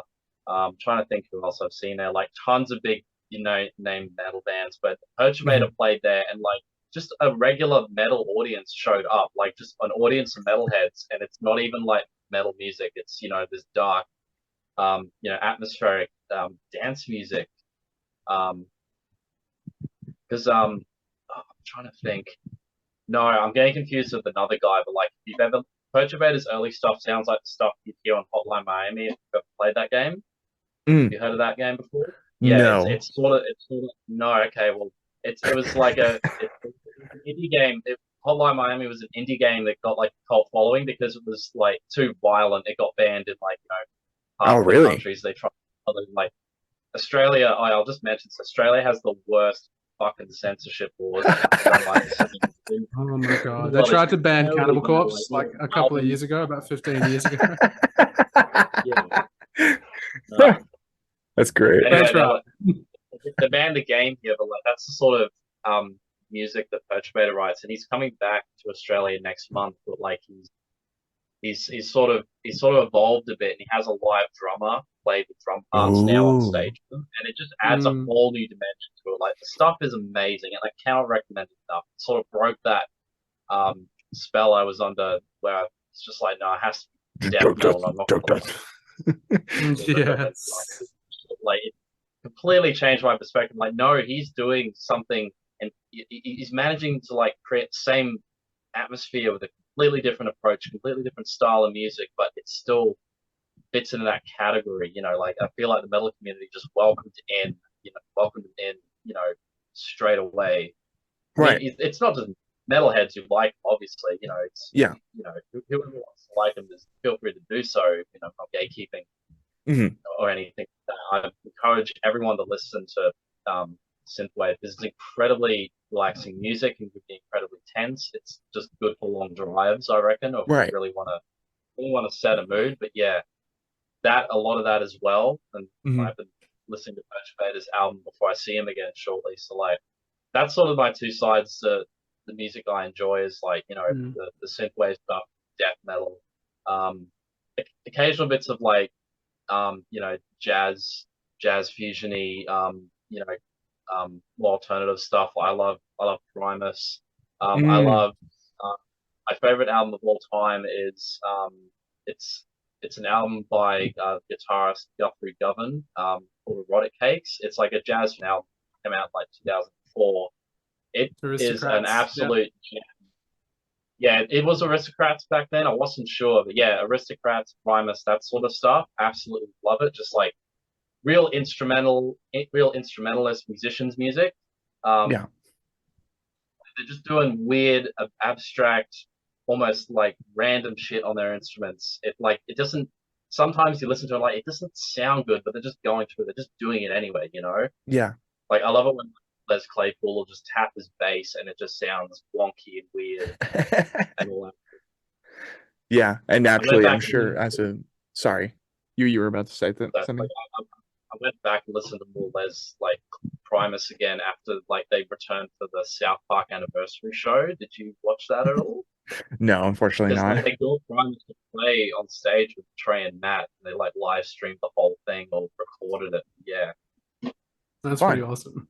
I didn't realize this. Like I grew up watching South Park, so I was exposed to Primus that whole time. But they're the one who wrote the intro. So that might have primed me for sort of the other things that I ended up enjoying down the line. Yeah, that's sort of where my tastes are at the moment. It's like synthwavy stuff and death metal, and like my two of my probably favorite artists at the moment being Inanimate Existence and like Illusia. That's sort of where I've got my head at the moment. Sure. It's sort of paying attention to, yeah. Yeah, I remember when you showed me Perturbator, and I was... Sorry, what? Oh, no, what were you saying? I remember when you showed me Perturbator, and I'm pretty sure you said he used to be in a black metal band. But then I was listening to it, and like I remember just kind of thinking, the way a lot of these melodies move, it's sort of like they're sort of like metal riffs, It's Yes, really, there is that it's in got that there. sort of thing, like the way like the music is arranged. And I mean, obviously, it's all electronic, or at least that was the first album you showed me that was all electronic. And yeah, but like there was like this weird familiarity to it that you kind of get from listening to heaps of metal, if that makes Yeah, sense. Like, it felt like I didn't have to. I felt I didn't have to sort of break it in with me. Like you just listen to the album and just get straight into it and feel yeah, that vibe. yeah, Like with new bands, sometimes it takes me, you know, a couple listens of the album to sort of work out the sound and appreciate what's being done. With yeah. Perturbator was almost seamless, you know, when I heard it and then saw it live, like everything was just in the right place already for me. It didn't take my brain doing any figuring out. It's just like no, I just see how this works. I see, you know, the fundamentals and sort of what he's trying to achieve, I hope. Mm, mm, Fantastic. No, that's really cool. And I mean, that's the most organic way, because I don't know if you had that in mind at all, but like yeah, usually by the end of inquiring upon people's backgrounds, I'm like, okay, go ahead and give us like 5 characters in these major categories: favorite artist, album, song, genre, or people that all inspire you. right. You did it organically, and I love that. And being that we're kind of descending into I think the halfway point or close to the halfway point. We've learned quite a bit about both of you gentlemen, that being David Finlay and Nish Raghavan of Xenobiotic, an Australian prog Prog prog death. prog death. Yeah, there we go. Trying to not miss genre the band, right? No, I mean like whatever. You But know, yeah, at this point, it's like we have so many different sort of. Well, we try and take as many sort of inspirations from a whole bunch of stuff, like you know. yeah. So it's yeah, genres really don't mean anything. You can pretty much just call us whatever you want. Right, right. But Yeah. out of respect for what we've been utilizing in session, if Yeah. nothing else. But as we look to conclude the first half of the podcast, the people part of the podcast, which that's a lot of freaking peas, bro. If anything, I am looking to go ahead and grab off of you those 5 concrete characters, and if you want, you can just name off your favorite band of all time, a favorite band recently, an album from 2022 that you really enjoyed, being that it's only a couple days from 2022 ending. Yeah. Like, dude, Yeah. it's been a crazy year, but take it away, It's sir. almost over. Yeah. Yeah, Yeah. man. Okay, so 5. I guess like okay, I'll try and do this the best I can. But like I guess the bands that sort of inspired me recently are the ones that have had like a massive focus on atmosphere in Yes. particular. So like Ulcerate is a big one, a massive one, absolutely massive one. A Tasmanian band called Depart. They sort of like they combine, I don't know if it's post black metal or just black and post metal or just whatever. They've got bits of post metal and black metal in them. Mm. Again, like absolutely heartrending music. Just gets to me, you know. Mm. Yeah, Gorguts was another big one, another Canadian band. Like I think when they released about 9 years ago now, like Colored Sands. There's again incredible atmosphere, ridiculous use of dissonance. It completely opened my mind to like this weird sort of new style of death metal that's kind of on the rise. It's dissonant death metal. It's something I'm really keen to dabble with on the next album. Oh, that's yeah, 3. Another one's God as an Astronaut, a post-rock band. Sort of not really metal in the slightest, but at the same time, it's like again, like they had this album called Epitaph that came out in 2018, and like there's a profound sense of tragedy in all the music that's sort of there and the arrangements and the yeah, it's just beautiful music. I used to literally just listen to it and just stare out, you know, into the sky or like into over across the city or something. I'd find a nice little view, and yeah, it was awesome. And as for number 5, like I would normally have said Fallujah, but I mean, like we've been talking about Tech Death so much. But probably weirdly enough, like I guess like in terms of influences, weirdly Hans Zimmer, because again, another real master of like creating atmospheres and textures and all that sort of stuff. Yeah, I will shout out like probably the two best metal bands from Australia as well. Freedom of Fear, who we just went on tour with. They Ooh. were absolutely mind-blowing live. Absolute like they sound better live than they do on the album. That is not an exaggeration. These guys are fucking monsters. Go check them out. Like, Absolutely. yeah. And of course, the OGs, the GOATs, pretty much the best metal band in the country, Psychroptic. Like, Okay. again, another sort of like band that just, you know, like way back when I was like 16, I was like, I think their album Observant came out, and that was sort of the first time I'd sort of started paying attention to them. And like, yeah, that was sort of, it was a lot of those, a lot of my like bucket list riffs came from that album, which is really like, and I mean, like, it took me like what, maybe 8 years to learn those riffs, but I got You there. got there. Yeah. Um, yeah, as far as okay, so yeah. Sorry, the question albums. Best album of 2022, probably Freedom of Fear. Like for me personally, like that's probably my favorite Australian album of 2022, hands down. Like the new Psychroptic is pretty good too. That's true. Like yeah, both of those bands have released albums this year, which is good. Right. Yeah. But yeah, I think the Freedom of Fear stuff is probably the most standout from the country as far as this year is concerned. But overall, Kardashev. Have you listened to Kardashev by any chance? No, and the funny thing is, like, I follow Carter Chef Academy, which is a YouTube channel for like vocal tips and Mm, all that shit. And then the dude, like, I used to live, like, I don't know where specifically he lives, so disclaimer, that's not what I'm saying. But I yeah, used to live so incredibly close to him, like he was in the same city as I was when I was in the yeah. apartment with my roommate. And I'm like, wait, I never see this guy. Like, where is this dude at? And he's like a father now, which is crazy. But I've been meaning Mm. to listen to Carter Chef. Short answer. Yeah, no, absolutely listen to. I mean, it's very atmospheric. It's very much like, you know, it's sort of like what Def Heaven did for black metal when they sort of went the whole post sort of atmospheric sort of thing, Mhm. except it's not aggressively mid. It's actually really good, you know? Okay. Yeah, yeah. I feel like Def Heaven's a little bit overrated, but like in that same sense, Kardashev is extremely underrated. Okay. The atmospheres that they get, like the textures that they get, it's just like it, Mint. I first listened to their album like earlier this year, and we were like all on acid, and and like literally tears in my eyes Pause. by I was the end of it, thinking, man. I was thinking, no, I should tell the whole story of that night, but I was thinking about that because that was the first time I listened to it as well. I think you left before we put the Carter Shelf album on, Yeah, but then and Fab you sent missed. it to me, and I was like listening to it with you, pretty much the same time as you guys, because like, Oh, okay, yeah, right, yeah, okay.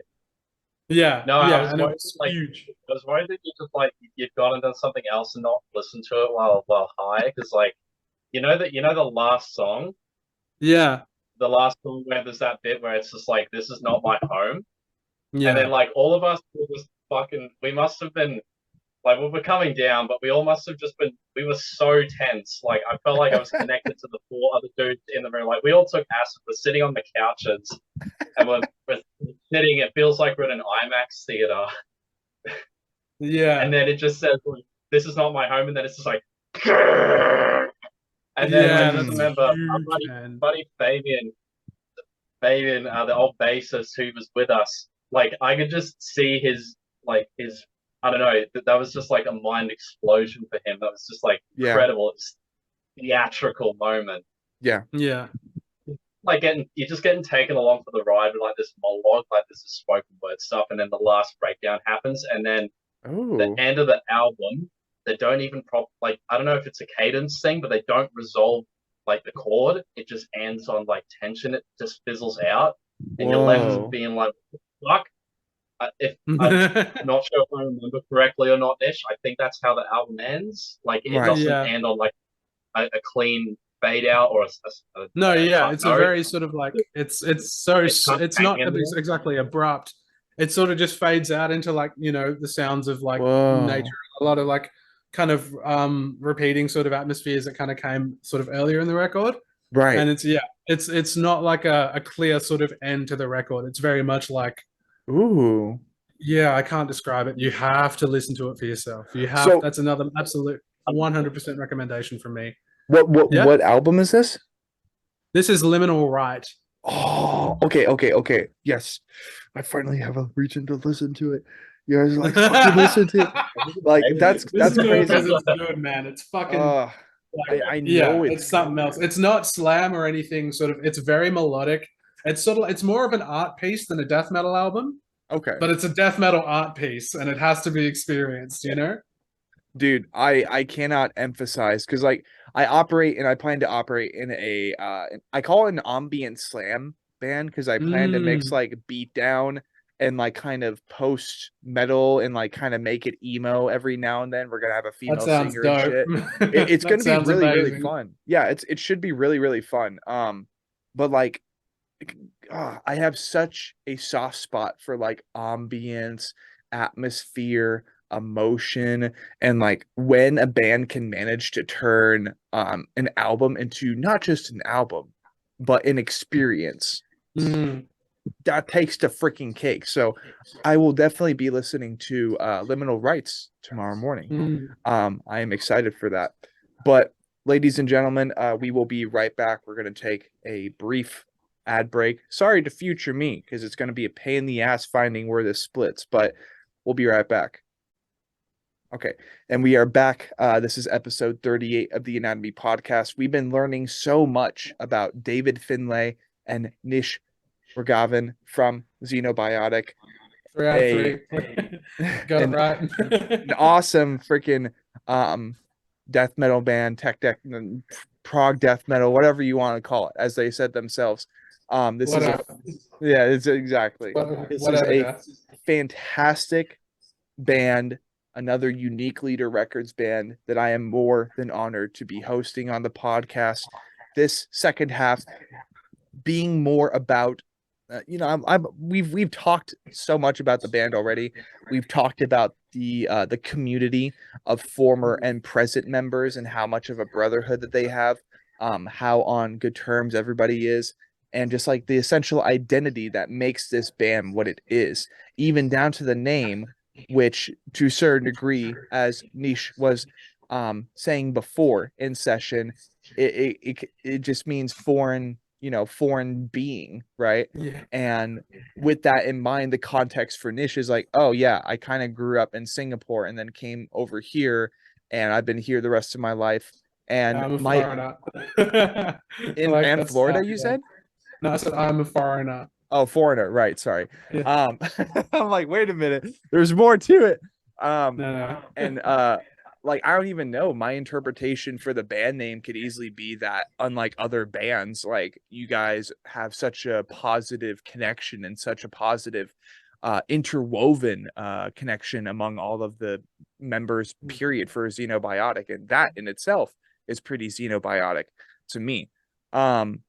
So like very awesome band, awesome musical experience. The Thanks. main, of course, the main EP, the main effort, right, that we are talking about tonight and more or less promoting would be their latest EP, Hate Monolith.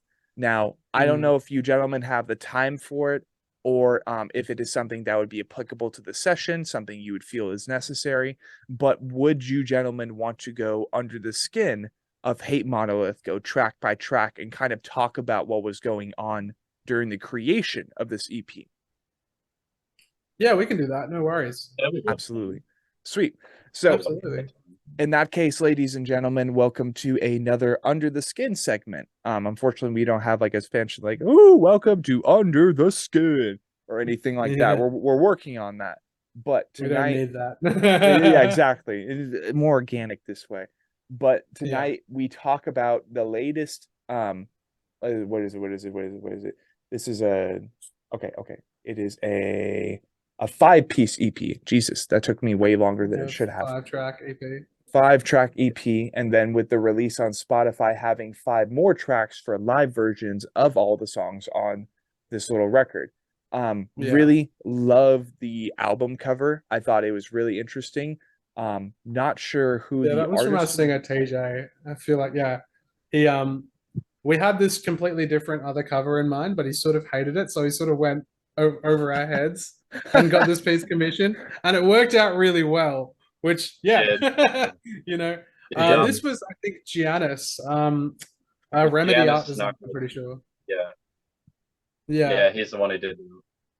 And like he didn't, I don't think we sent him much. We just sent him like the lyrics and just a quick brief from TJ. But like it went way above my expectations for like the turnaround, and I just love it. No, it's So, Yeah. great. Good I artwork. love the color palette on this album. Like Yeah. it's really cool, and I don't even know, like it kind of has a sci-fi aspect to it that reminds me of Prometheus or like even Alien. It's strange that Yeah, way. yeah, I oh, gotcha. I gotcha. It's sick. So as we kind of descend into the Under the Skin session, with Nish and David of Xenobiotic join us here tonight to talk about this EP, Absolute Destruction. And I have a front to back session, a listening session for this EP. And I've said before plenty of times during session that I absolutely love this record.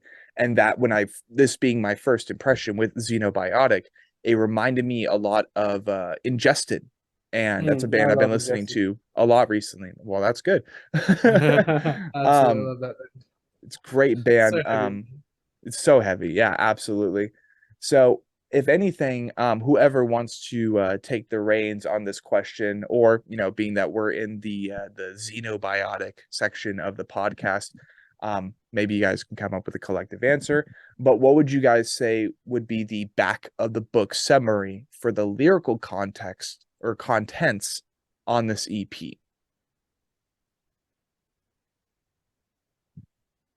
I think it was pretty much it comes down to like humanity's overproduction and consumption of whether it's things like natural resources, maybe it's for territory, all that sort of stuff.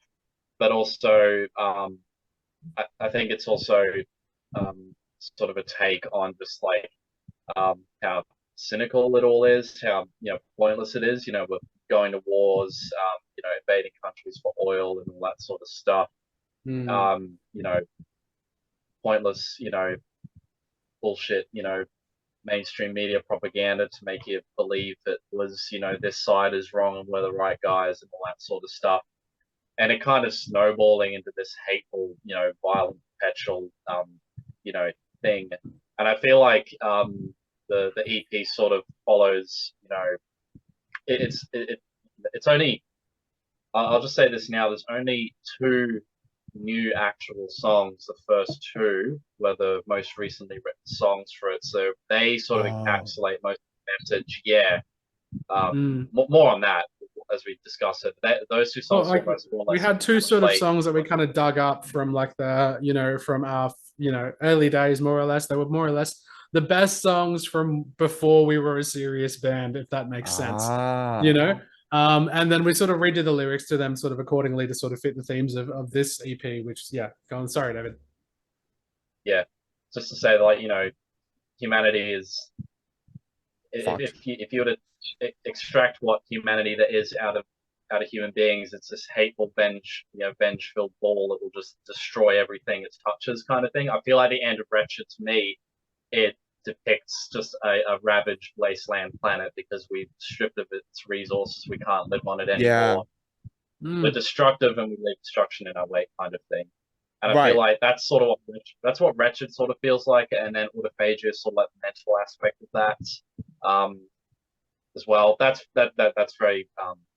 very brief and like just Yeah, absolutely. Nish, Yeah. do you have a different interpretation upon the back of the book summary that Honestly, we're that's embarking more. upon? I mean, yeah, contempt for the human race is kind of, more or less sums it up. But I mean, we sort of wrote this during COVID, and you know, oh my God, COVID sort of brought out a side of humanity that was Yes, absolutely disgusting to watch. And it true was so colors. hard not to. It was so hard not to. I don't know. I feel like humans are amazing, and they, I don't know if I want to say that that's humanity's true colors because fuck, that's bleak. um, yeah, but like it's like it just brought out the worst in so many people, and it brought out the best in a lot of things as well. Like Yes, in Perth, we kind of had a huge sort of cooperative effort to keep numbers low as possible, and it sort yes, of worked to an extent. but then the government sort of got a little bit too controlling with it, and I think that was another huge thing as well, because in response to government authoritarianism, we had a whole bunch of people going after people as opposed to government, and that's something that happens. That's something that's been happening so much more frequently recently. It's just like we have all of these terrible decisions being made, and we have people attacking their freaking neighbors over it, as opposed to getting together with their neighbors and going and attacking the people who are fucking responsible. Right. And that sort of thing. Like, it's a divide and conquer. It's divide and conquer. Exactly. And it's not just that. It's not just that it's divide and conquer. That's what power is going to do to people, to keep people under control. That's what power is going to do as a necessity. The thing is, people buy into it so freaking easily, and it drives me mad. Yeah. So I'm getting a little bit, I gotta. You do your thing, bro. You do your thing. I like this. You're like, the people have had enough. Like, yeah, but I mean, also, it's just, there's so much, I think there's a lyric in Autophagia: mass-produced madness force-fed to the masses, right? Like, it's just gone into overdrive in the past few years, and it's painful to watch, because it's just yeah. And there's very much like, it's hard not to have contempt for a species that does this. Yes. And that was more or less kind of a big driving factor in a lot of the lyrics, is that, like, what are you doing? Why are you doing this? Why? Like, why? Yeah. And then there's all of this sort of weird. Like, I remember when the Ukrainian war was when that was more or less, when that started, everyone had this weird lust for the United States to go in and fuck everything up. Even I mean, I can't really comment on that at this point in time, but at the same time, like, I hate it. I hate war. I hate, no one wins in war. Yeah. And oh man, the panic buying, fuck, Jesus Christ.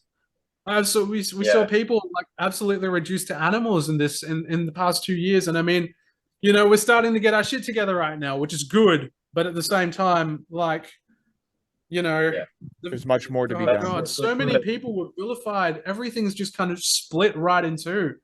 And now it's just everyone's someone's enemy now. There's no, like, even if you're just like, I don't care about any of this shit. What do you mean you don't care? What are you talking about? Etc. Like, it's just like, it's very like, you can't not have a side, and I hate that. We shouldn't be going to war with ourselves. We should be going to war with the people who action these terrible decisions, right? Yes. We should be focused on a common enemy, and we were for a very long time, and then that just stopped. And and therefore we have hate Monolith. I mean, a lot of the music that kind of came from that. I mean, we had, I don't know, after Mordrake, like, Mordrake took a huge emotional toll on me specifically.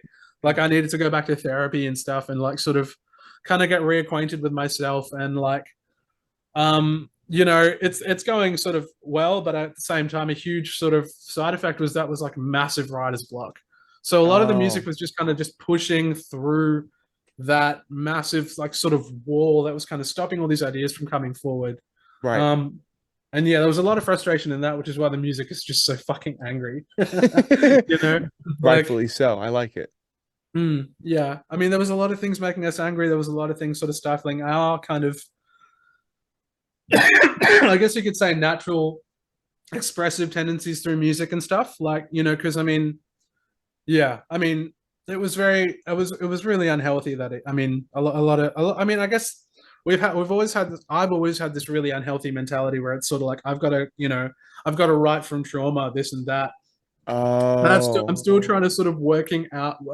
It's not healthy at all. It takes a toll, and I'm still kind of working out how to do it without sort of going back into those terrible places and writing from them. Right. But I guess Hate Monolith was more or less like, I guess stylistically as well, we noticed that like Unique Leader had a pretty specific sound that we didn't really kind of get onto with Mordrake. I mean, we got, I mean, people love the Mordrake sound, and that's fair. That's more or less like that level of experimentation and expression and emotion and atmosphere. That's more or less what this band is about. But this was sort of a weird break from that. We just wanted to just sort of smash some shit out because we were angry. Yeah. We had a lot to be angry about, like, Fantastic. yeah. And And at least it comes from an authentic place. At least you're not writing music just to be like edgy and culty or anything like that. You're like, No. no, dude, we're fucking pissed because like Yeah.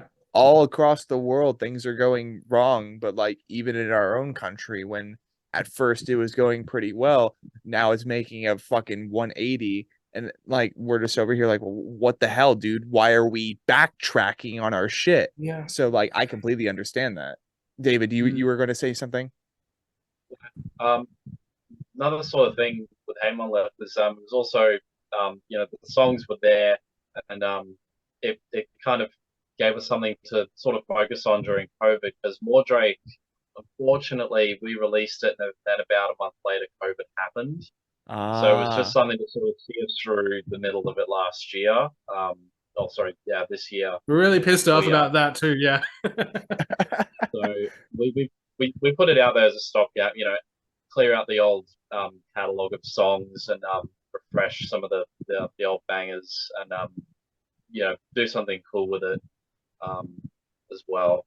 So that's sort of the other purpose it served. It kept us in that sort of like workflow, where we could have very easily not done anything, and it might have actually sort of decayed our motivation even further. I think even though it was actually a bit stressful, because around the time, people were leaving the band, and I've sort of taken over just sort of inner managerial stuff with the band. It was a bit tricky yeah. picking it up and then going, right, okay, I've got to get this stuff ready, give it to UL, they're going to release it.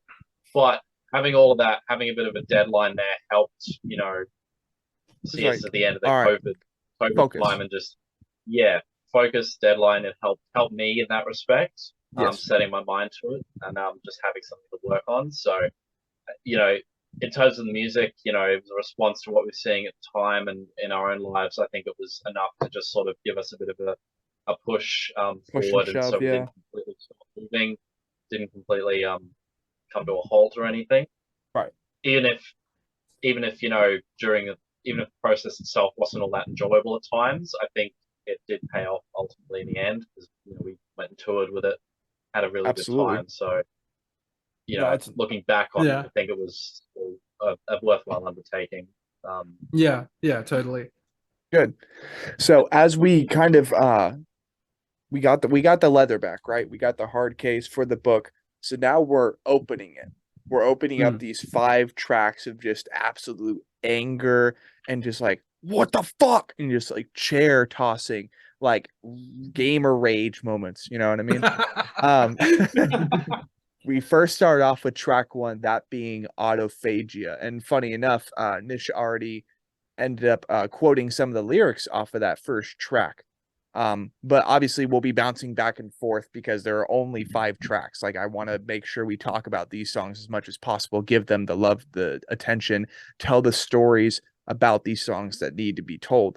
Yeah. So with autophagia, I mean, we have the back of the book summary. We're just kind of like compressed anger and just like kind of retaliating verbally, emotionally against what was going on at the time. But what Yeah. about autophagia kickstarts this album? Oop, I think David disappeared. Oh, there you are. Oh, there he Sorry. is. We kick Second what about naturally. autophagia like really helps kickstart this EP, whether with lyrical contents or just overall feel? Because this is after all the intro for the EP. I mean, we wanted to start out with something that was literally just, yeah, this is not, your usual Xeno record with the big, ambient intro. And, we just wanted to just kind of go, bam, that sort of thing. Like, just, yeah, kind of going from 0 to 10 pretty much right in the first 2 seconds. And yeah, it's very, like, that's more or less what we wanted to do musically. In terms of the actual lyrical content, I mean, the autophagia basically means you're eating yourself, Right. And I mean, we had this huge video clip concept that couldn't work out because we had a whole bunch of people quit. Like we had basically, we were down a few members and we couldn't actually justify the cost of it all because it was going to cost something like 4 or 5 grand between the 3 of us. That wasn't really possible with sort of our responsibilities at the time. And yeah, So with regards to that, like it was more or less kind of driven by looking at people and the animosity that they had towards each other over nothing, Mm. like people were eating each other. That's what it was. Like it was hell. And yeah, like yeah, I think there's another line in the song that says, "I don't want to be remembered as a part of this fucking mess." And there's like a whole, we aren't. It's not just that we're destroying each other; it's that we kind of destroy everything around us as a means of, Coping. that's just what we do. Like Yeah. not even coping, literally just existing. It's just like everything drives every part of the natural sort of human sort of Western capitalist lifestyle kind of well, I don't know if it's a capitalist thing or if it's just like a weird sort of, I don't know, it's like every part of our life just sort of destroy. It's like our ethics are being destroyed, our morality is being destroyed, our morality is being sort of torn apart, our hang on, I got to think about this. Like everything we do, whether or not it's the cars we drive, the electricity that we use, something is being destroyed for that. And it's Yes. it was very much, and just not just that, there were people, there was like a whole series of wars that happened. And I mean, I don't know why it was.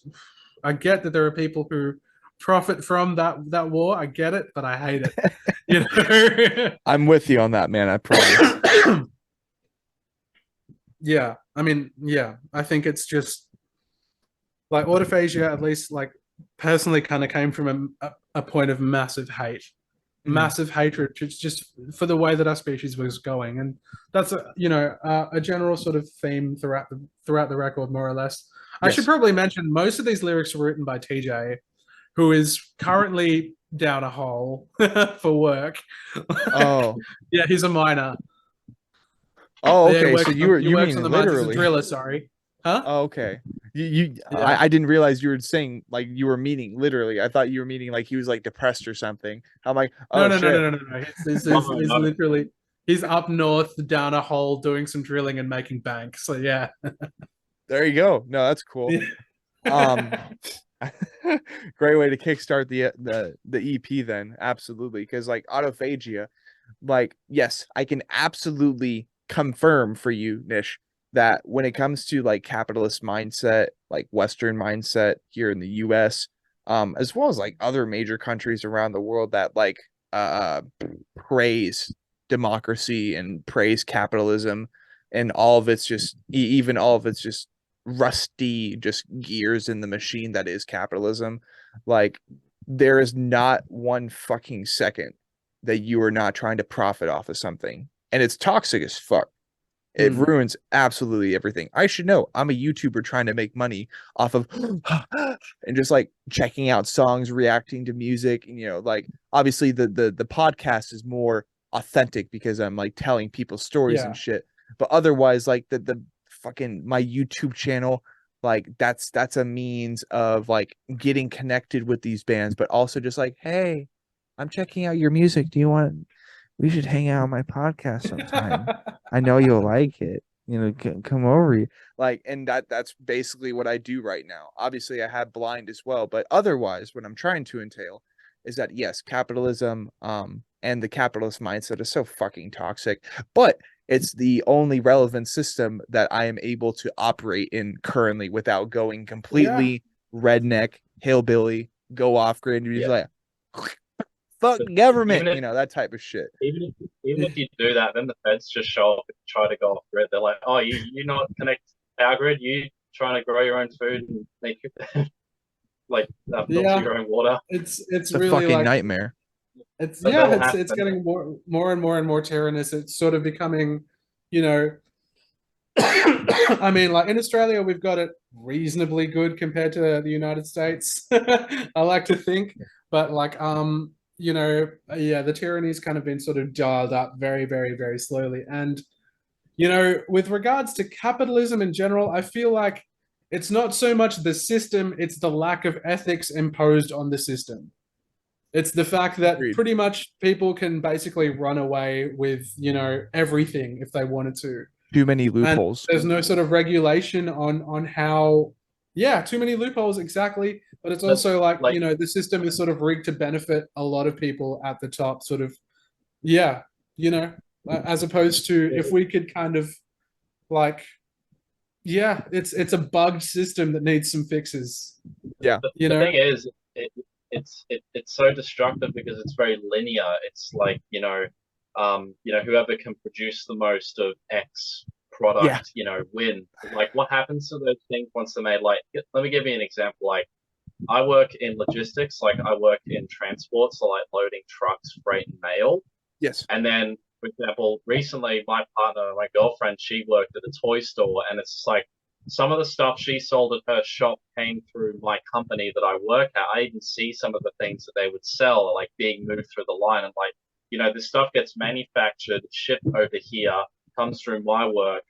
I send it on, it gets sold, and then someone buys it and they use it for like 5 minutes, and then it collects dust. And then like the company that made it order 1,000 more, and then it just does the whole thing. But like we're not thinking about all the resources that go into making it, all the costs, all the operating costs getting it from one country to the other. Yeah. Most of that is, most the common denominator for the cost of living and cost of goods, whether it's food or consumer goods, is the cost of petrol. It determines pretty much the cost of everything in Yes. our day-to-day lives. Huge amount of petrol to do all of that, and sometimes it's like you're just doing it to buy a cheap thing that will break after 5 minutes, and then Seriously. the companies don't work with this is the thing about companies and capitalism. There's dodgy bilateralism, and companies are allowed to own huge amounts of land in countries, and they bribe politicians. The governments aren't keeping businesses accountable for their No. footprint they're having. For example, a huge amount of the raw material that Australia exports is not taxed. All of the main major oil companies in Australia, one of them only paid $30 tax on billions of dollars of profit, right? That's vast amounts of money leaving the country, leaving people's pockets that are going into the coffers of these businesses. For example, it's all linear, it's one way. They're not thinking about reinvesting that money. They're not thinking about ways to recycle the goods that are not usable, recycle back into the sort of pipeline. We got raw goods from the recycled stuff. We don't have to dig up more. We have to send TJ down the mines again. It's all, we pull it out of the ground, it ends up in someone's shed, and then that just keeps happening. And the money goes to the people running the show, saying that we can make this. That's sort of my view on it. Is it's very linear. It doesn't care about what's below it. Yeah, absolutely. absolutely. You break through someone's flower garden just behind you. You're not even paying attention to it, and they're having to go and put stuff in, and then they just walk through it again later on. Yeah, and it makes me want to drool thinking about how like that process is pretty worldwide. Like it doesn't really matter where you are now. Like even communist China does the same thing. If not, they do it even worse, and they have an even more inefficient system. But they also never really. They are like probably the best as far as censorship, but not in a productive way. They're like, we can't show the world any of the shit that's going on right now, because then they'll be like, the Wuhan virus is coming back, woo, and like just all this other shit. It just like I love that this is like how this under the skin session is going. By the way, I like when we get all deep and shit like this, because these are relevant topics. Like even today, as I live and breathe, like the problems are still relevant. They're going to be relevant probably way past my death or anybody I know's deaths, because there aren't enough people who give a shit. And even if they do, they don't have the financial means, the authority, or the power, socially speaking, to correct these mistakes. So I guess it will always be good for conversation. But that was autophagia. Now we move on to track 2, The Wretched Strive, my favorite track off of this EP, just because of like how active you guys were in the music video with your choreography. I'm just like, this is a fucking vibe. Like this is exactly how people would be seeing this band live. Yeah, that's one thing I think we tried to sort of get across in our video clips, is how especially that clip, and especially for He Who Dwells in Grime years back. Yeah, that was more or less like we want to sort of communicate what it's like the intensity of one of our live shows. And I think, yeah, across the board, we did a pretty good job. We don't quite have the light show just yet, but we'll Right. get there. Yeah. But yeah, with regards to the Wretched Strive, like, can't even remember what the lyrics are about. I didn't write them, TJ did. Mm. But yeah, I think again, a lot of hatred, a lot of oh god, let me just look up the lyrics right now. Right. I feel, Yeah. The way you have Sorry. some like material to go off of. Yeah. just to sort of fill in briefly, like I feel like my interpretation of it was that Wretched Strive is a little bit further on, like, say past our lives, the world is starting to end. Because TJ's lyric where it says, I'm looking at a future of the world that no one loves, to me that's sort of a grim, statement about what's to come, whether it's, environmental catastrophe, starvation, some kind of mass extinction event we bring upon ourselves. Yeah. Like, I feel like he was in saying that, it's sort of like that's all you've got to look forward to is, potential uninhabitable planet, and just if you're faced with that prospect, knowing that you can't live on, you're not going to be able to live because humanity's devoured itself, what you wouldn't exactly be having very rational thoughts, I imagine. I feel like the song conveys that right towards the end, just the panic and giving up. Yeah, I think that's it. more or less like musically. Okay, so musically, like, this was kind of weird because it was sort of like the first real experiment in that sort of like dissonant Gorgut style kind of death metal, like pulling that into sort of the deathcore or breakdowny sort of sound, whatever you want to call it. But like, yeah, we basically, it was just like, let's just use as many wrong notes as possible and see if it works. I thought it was a bop, man. Thanks. Yeah, like I think that was sort of the first sort of real experiment in going in that direction with regards to like riffs and arrangements and ambience and all that sort of stuff. And there's a little bit of black metal in there, like here and there. I can But hear yeah, it, yeah. more or less like pretty much exactly like David said, it's about like everyone, I mean, obviously everyone cares about their own sort of weird set of things, but no one's really looking at the big picture of where the world's going. Everyone's sort of caught up in their own sort of little personal battles or like their, activistic battles, and that's fine, whatever. Fight for whatever change you want. But yes, that's not an excuse to lose sight of literally everything else that's happening. Absolutely no perspective, no consideration is given for, humanity as a whole, or like it's more about these little pockets now. It's just this divide and conquer thing kind of gotten even worse, right? absolutely. And, yeah, like it's understandable. You can't expect people who are fighting for their lives to give a shit about everything, like, but yeah, again. But you would expect the people with the means and the money to do so would do something more. And, the amount that you see happening from them is pretty scant. You've got all for all the billion trillionaire philanthropists, I don't see, mass migration crises, slowing down, people not having to flee their country because they literally can't walk outside or they get shot or step on a landmine, people worried about what's going to happen to their kids, and like Australia as an example, like, Australia, in terms of like land size, about the size of the US, it's very different to America in terms of like the middle of the country is pretty dry. It's a desert. Yeah. But like one thing that I hate is Australia's adamant and very, very bad immigration policy. It's like we have thousands of people who, flee on rickety ships from, Middle East seeking asylum, and they think a good idea is to put them on a tiny little offshore island territory called Christmas Island and have detention, as opposed to bringing them to mainland where they're safe, where there's plenty of room. And the thing is, Australia is a rich country.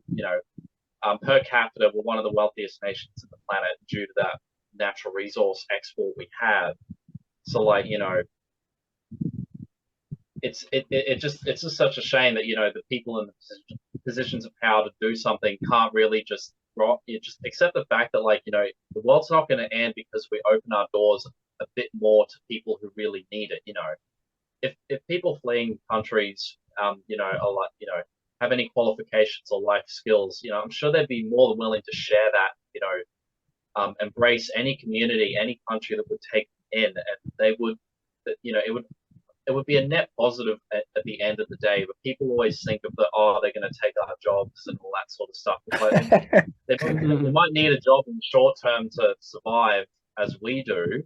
Yes. But you know, if there's more people in the country, there's going to be more jobs to service everyone's needs, in my opinion.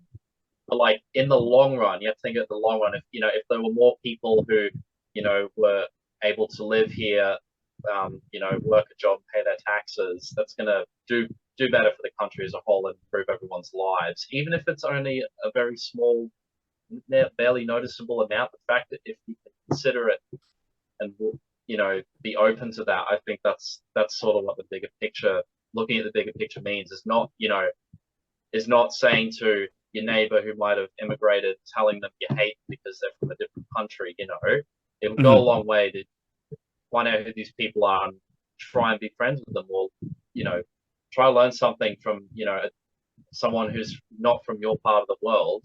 Yes. You know, we're so very closed off. Funnily enough, quite often people misspell, mispronounce xenobiotic as xenophobic, but it's somewhat relevant sometimes. Yeah. I don't know. And people are like, "What's your band called?" It's xenophobic. I'm like, "Ah, yes, it's xenobiotic. We're not xenophobes." It's been a running joke for several years now. I think we got booked to play a festival like 8 years ago, and they announced us on Triple J, which is like the biggest radio station in the country, as xenophobic. And it's literally like literally the exact opposite of what this band means. Right. Of what this band's name means. Yeah. Jesus. I don't know, man. People, I don't know. It's a weird word. I get it. But like, that's not a PH. It's a BI. It happened to me. Like, my autocorrect still doesn't know what I'm going to type. It still gives me that. To be honest. That's so funny. Yeah, this is I don't know. Maybe should have thought of that. I mean, I didn't think of that when, you know, naming the band, because I didn't think the name was going to mean much. But you know, you know, it's just this running joke, this running meme that's just whatever. People can't read. We sort of forget about it, and then it happens again. Just like, oh damn, I forgot that was the thing. That's it doesn't happen all the time. Right, exactly. Just chalk it up to general illiteracy at this point, I'd say. Exactly, yeah. So as we're continuing to learn about this new EP that released earlier this year, that being Hate Monolith, we jump into track 3, which is Nether. What's going on with this one, boys? So Nether was actually one of our older songs, probably one of the first, like it was actually a song off of our very first EP, or our very first sort of attempt at an EP called Wraith. And this is sort of back when we were like, you know, this is recorded in a shed and like my bedroom, you know, so it was one of those like real home jobs. And yeah, more or less the lyrics are about, I guess, human overindulgence, human overconsumption, and I guess like this weird sort of push in culture to like overindulge and overconsume, more or less. And the fact that it's just kind of happening out of like a, you know, like a weird sort of drive, like a weird kind of depression that we're escaping from. It's very like, it's sort of like it's like we're addicted to consumption at this point in time. We're addicted to these sorts of baseline, very animal experiences, and like, you know, a lot of people are sort of defining that. Hey, they say things like social media, like YouTube, TikTok, is attention sapping, attention span wrecking kind of, you know, you know, that is probably that's what comes to mind in terms of overindulgence. You know, too much TV, so much video games. You know, you've got to have brain food in there as well. You know, you've got to be reading, writing, and drawing, or you're playing music, or maybe if you're crafty, building stuff, Yeah. something that gets you to think critically, gets you to problem solve. You know, you don't have to problem solve when you're sitting watching a video necessarily. You Right. know? Yeah. Yeah, I think there's like this weird sort of there's also this weird kind of aspect of culture where it's sort of like, you know, mindless, it's sort of like there's a pretension of enlightenment or like some kind of weird evolution in terms of like these ideologies like that kind of encourage you to just indulge yourself constantly, like, you know, like I think like I mean, I'm all for body positivity, but I feel like the way the body positivity movement kind of carries itself out, like the whole Nikocado avocado thing, that's Yeah. probably the best example that I could think of. Like, you know, I don't know if you know who he is, David. Yes. He's a YouTuber who Oh, basically like eats and It eats and rings a eats. bell. Yeah, It rings a yeah, bell. and it's hey, Yeah, it rings a bell. I remember hearing about it. I didn't read into it or anything, but yeah, I'm no, starting, it's starting to pretty get an gross. idea. it's fucking awful. Starting to get Yeah, it's pretty gross. But at the same time, it's very much like, you know, there's this weird kind of ideology that this is like liberating, or, you know, this is very, you know, evolved. You know, we're not at the point where we need to abstain anymore. Abstinence is for Christians, whatever. You know, like a discipline is for Christians, discipline is for Yeah. traditional, etc., etc., etc. No, no, No. it is Gotta literally take care of just yourself. a means of a means of developing yourself, a means of sort of like divorcing who you are, your true self, from your base impulses. You know, you need to get your dick sucked every 5 minutes or whatever. You know, whatever. I don't know. Like whatever you're into, man. Like there's a time and a place for it, and there's also the other stuff where you've kind of got to build yourself and practice your ability to sort of stay in control of yourself. Because Mhm. I feel like the more you indulge yourself, the less control you have over yourself. And I think like one of the lyrics is like masquerade as Dionysian liberation. And I mean, that was the whole thing with like, you know, it's a going back to the really, because we used to be like sort of a weirdly kind of weird Greek themed band, sort of like how Nile had the Egyptian theme. Like we tried to do that with Greece, but I'm not a historian, Oh, I'm not an Egyptologist, I'm not a, you know, a yeah. Grecologist or whatever it is. Like, it was literally just like a pet, like an interest of mine that I wanted to sort of explore with this music, but it sort of didn't do that. Um, but yeah, like there's, you know, yeah, it's like this weird pursuit of like of indulgence is kind of the message there is, I mean, there's not a whole lot of words. Um yeah, not a whole lot of words in that song, but I mean, yeah, it's more or less about, yeah, that sort of, that kind of weird sort of push in culture now where we just kind of got to be indulging ourselves all the time. Yeah. It's animalistic. It reduces us to basic animals. It enslaves us to Yes. these sorts of needs. It's like, you know, that's more or less what I'm getting at. It's like the song ends with like the line, "We were born to scrape the barrel is the lowest form of life." I was really, really, really disillusioned with humanity at that point, basically. Yes. Um, yeah. Rightfully so. um, yeah, yeah. So that's more or less what's going on there. Sick. Well, I mean, that's track three, and that's more or less just like kind of being, like you said, cynical and like, I don't even know. I mean, it's a pretty realistic concept, especially when over here in the United States, a lot of people enjoy the idea of being gluttons, and that's just my own opinion. That's all I'm Mm. gonna say. But let's see. Track four would be Pathos. What do we got going on here? Okay, Pathos is like an old song, very much like the first sort of foray into what you would call tech death for this band, I guess, because like there was, I mean, you know, there was one riff where I'm sort of really pushing the sort of the limits of technicality and sort of experimenting with kind of the weird, almost like Meshuggah style sort of rhythms kind of stuff Okay. that was kind of going on there. And it's very like, it's really, we don't play this one live because it's a little slow. Like it's very much like a sit back and listen kind of song. You know what I Yeah. mean? It's like a, you know, you can't really go off live to it. It's weird. But yeah, lyrically it just seems to be more or less wrapping up what's happening in the rest of the EP. Yeah, at this point, I think TJ was just kind of like, I fucking hate the species. I fucking hate this stupid species, you know? And I think that's more or less what he was writing it from. It was just, you know, yeah, I think there's some really, really cool lines in here, like born into extinction by our own existence. Mhm. Yeah. Yeah. Like, yeah, it's very much like at this point, what is left, what is left is not very good and it needs to turn itself around or it will not be around for very much longer, I guess, or it will be replaced with something else, or I don't know, man. I feel like the at this point in time, human culture is at a very, very, very dire point where we need to start turning ourselves around Yes. right now, and like we need to sort of start looking at our habits and saying, "Hang on a second, what are the humans we want to be like? What is this?" And that's really difficult because a lot of people just don't see what they're doing wrong. Yeah. Uh, but like, yeah, I feel like that's what more or less what this song is about. Well, this song is more really despondent. It's like, yeah, well, no, we're not going to get there. We're fucked. We're done. It's just a countdown now. We're just kind of twiddling Acceptance. our thumbs and waiting for, yeah, waiting for the rapture. I guess I don't know. I don't know what you want to Right. call it. Kind of accepting the pathos, haha, ahead. Yeah, yeah, That yeah. works See, pretty well. pathos means as Greek again for suffering.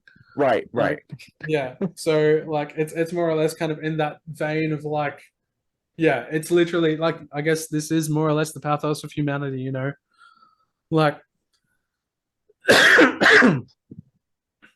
yeah, Pathos, I would say, is like the pathos sitting and watching it unfold almost. So Mm. mm, you're Just like you supposed to might as be well yeah, aware sit of it. down and have a little cigarette and just like, all yeah. right, Just the world's watch about the to end. world burn. Yeah, just watch the Yeah, world And burn. No, I like that. put pathos on in the background. yeah, Something like yeah. I'm looking at these lyrics now, and he's written like, "Into the abyss, there's no return. Join me in a world that's choking on itself." So yeah, no one can help us now. No Don't one can help speak. us Don't now. breathe. Yeah, no Yeah, one can sick. help us now. It's like, yeah, off we go. Off, off we go to never coming back from this land. Woo! Yeah, off we That's go to great. hell. Off we go to hell, yeah. So, with the final track of this wonderful, smashing, annihilating, curb stomping death metal EP from you guys, that being Xenobiotic, we Yeah. have Sever the Ties, which I think is a Okay. great way to wrap it up. Okay. So Seven the Ties is actually a cover of Oh. TJ's very first band, which is one of my favorite Perth bands from way back in the day. We wanted to do something from one of our sort of local bands that didn't really quite see the light of day outside of Perth. Right. But like, yeah. So this is very much like it was very much in that sort of style of metalcore, deathcore, where you remember where you just kind of write lyrics about like your girlfriends or your ex girlfriends, and like. So I'm not. Sever the ties. Yeah, well, more or less, yeah, yeah. Like I'm pretty sure that's what it's about. Like a lot of relationships gone sour and stuff. Yeah. Well, I don't know. It's like I don't think it's explicitly about a woman or a No. relationship or anything like that. It's just um yeah. I think there is I can't I honestly can't say anything about this song. I didn't write it. I didn't write any of the lyrics. Right. Like this, I mean, it was just a song that I really fucking loved from this band, I'm Oh, Eternal. And yeah, just wanted to like kind of give it its day. But for some reason it wasn't marketed as a cover. So nobody actually knows that it's a cover. So yeah, that's coming up Well, for the first time on this podcast. Yeah. there we go. Yeah. There you go. Exclusive So to the Anime podcast. This is a cover. Like, yeah, it's a cover of a band that, and I mean, this is something, I mean, I guess the reason I wanted to do it to cover a local band, and I really sort of pushed for this sort of to happen because it's like there was this weird wave of like local metal bands in Perth, especially covering pop music, pop tunes to get sort of like clout, I guess you could say, on the internet. right. And it worked a solid thing for a lot of bands, and there was a lot of interesting music that came out of it. But I mean, it was still just metal goes pop, and I just kind of hated that. I hate it. It seemed like a cleave. May I have a crumb of attention, please? That sort of thing. Like, and I mean, that's fair enough when you're starting out and you want people to sort of pay attention. I get that, trust me. But I wanted to go in the absolute opposite direction. I wanted to sort of like, you know, like I wanted to say, hang on a second, there is some great metal in our backyards that, yeah, has been completely overlooked. you know, and we wanted to. And I mean, this song is like what when we covered it like last year, so like 2021. So yeah, it would have been like 10 years old back then, Oh you know. shit. Yeah. So this is like a real like OG. This is also one for like people who followed us from way back when we were a bunch of dumb kids. Like, yeah, Gotta stay yeah. humble, I This guess, is sort right? of there was like a huge scene of like riff based, you know, deathcore, metalcore, whatever you want to call it. Like these guys were a melodic death metal band, and they were very much like a. They were probably the most illustrious band, and literally half of that band ended up playing for Xeno. We have their vocalist still.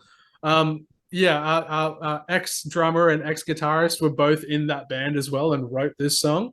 Mm. And like as soon as they left, it was just kind of like, yeah, you know what, let's do this. Like let's do this. And I mean, TJ was keen. TJ wanted to do a different song, but like yeah, I feel like we made the right call, especially, and we had Mikey come to sort of like recompose the drum parts on this. So yeah, it was good. It was really good. Yeah, and I think that's among other things. Like, of course, I can simply say that's a great way to wrap up an EP, but also like speaking on behalf of all of the brotherhood, the community Yeah, that we've been talking about before. This is a great way to kind of confirm and set that in stone. Like yeah, you're willing to go back in time and pluck music that your friends, your current bandmates were writing back yeah, in the day and give it the benefit of the doubt, give it the limelight. I think that's yeah, really cool. And I think that because of that, um easily one of my favorite like kind of ways to end a record. And I have every intention because of this session and just because I've been writing music since like what is it like 2014 15, so it's been a long time. I've been writing a lot yeah, of music, so I have every intention to like bring songs back from like previous band projects that never even fucking had full lineups, never yeah, played music, just like basically a logo and lyrics. I have every intention to do that now because of like hearing stuff like this, because like that shit's important.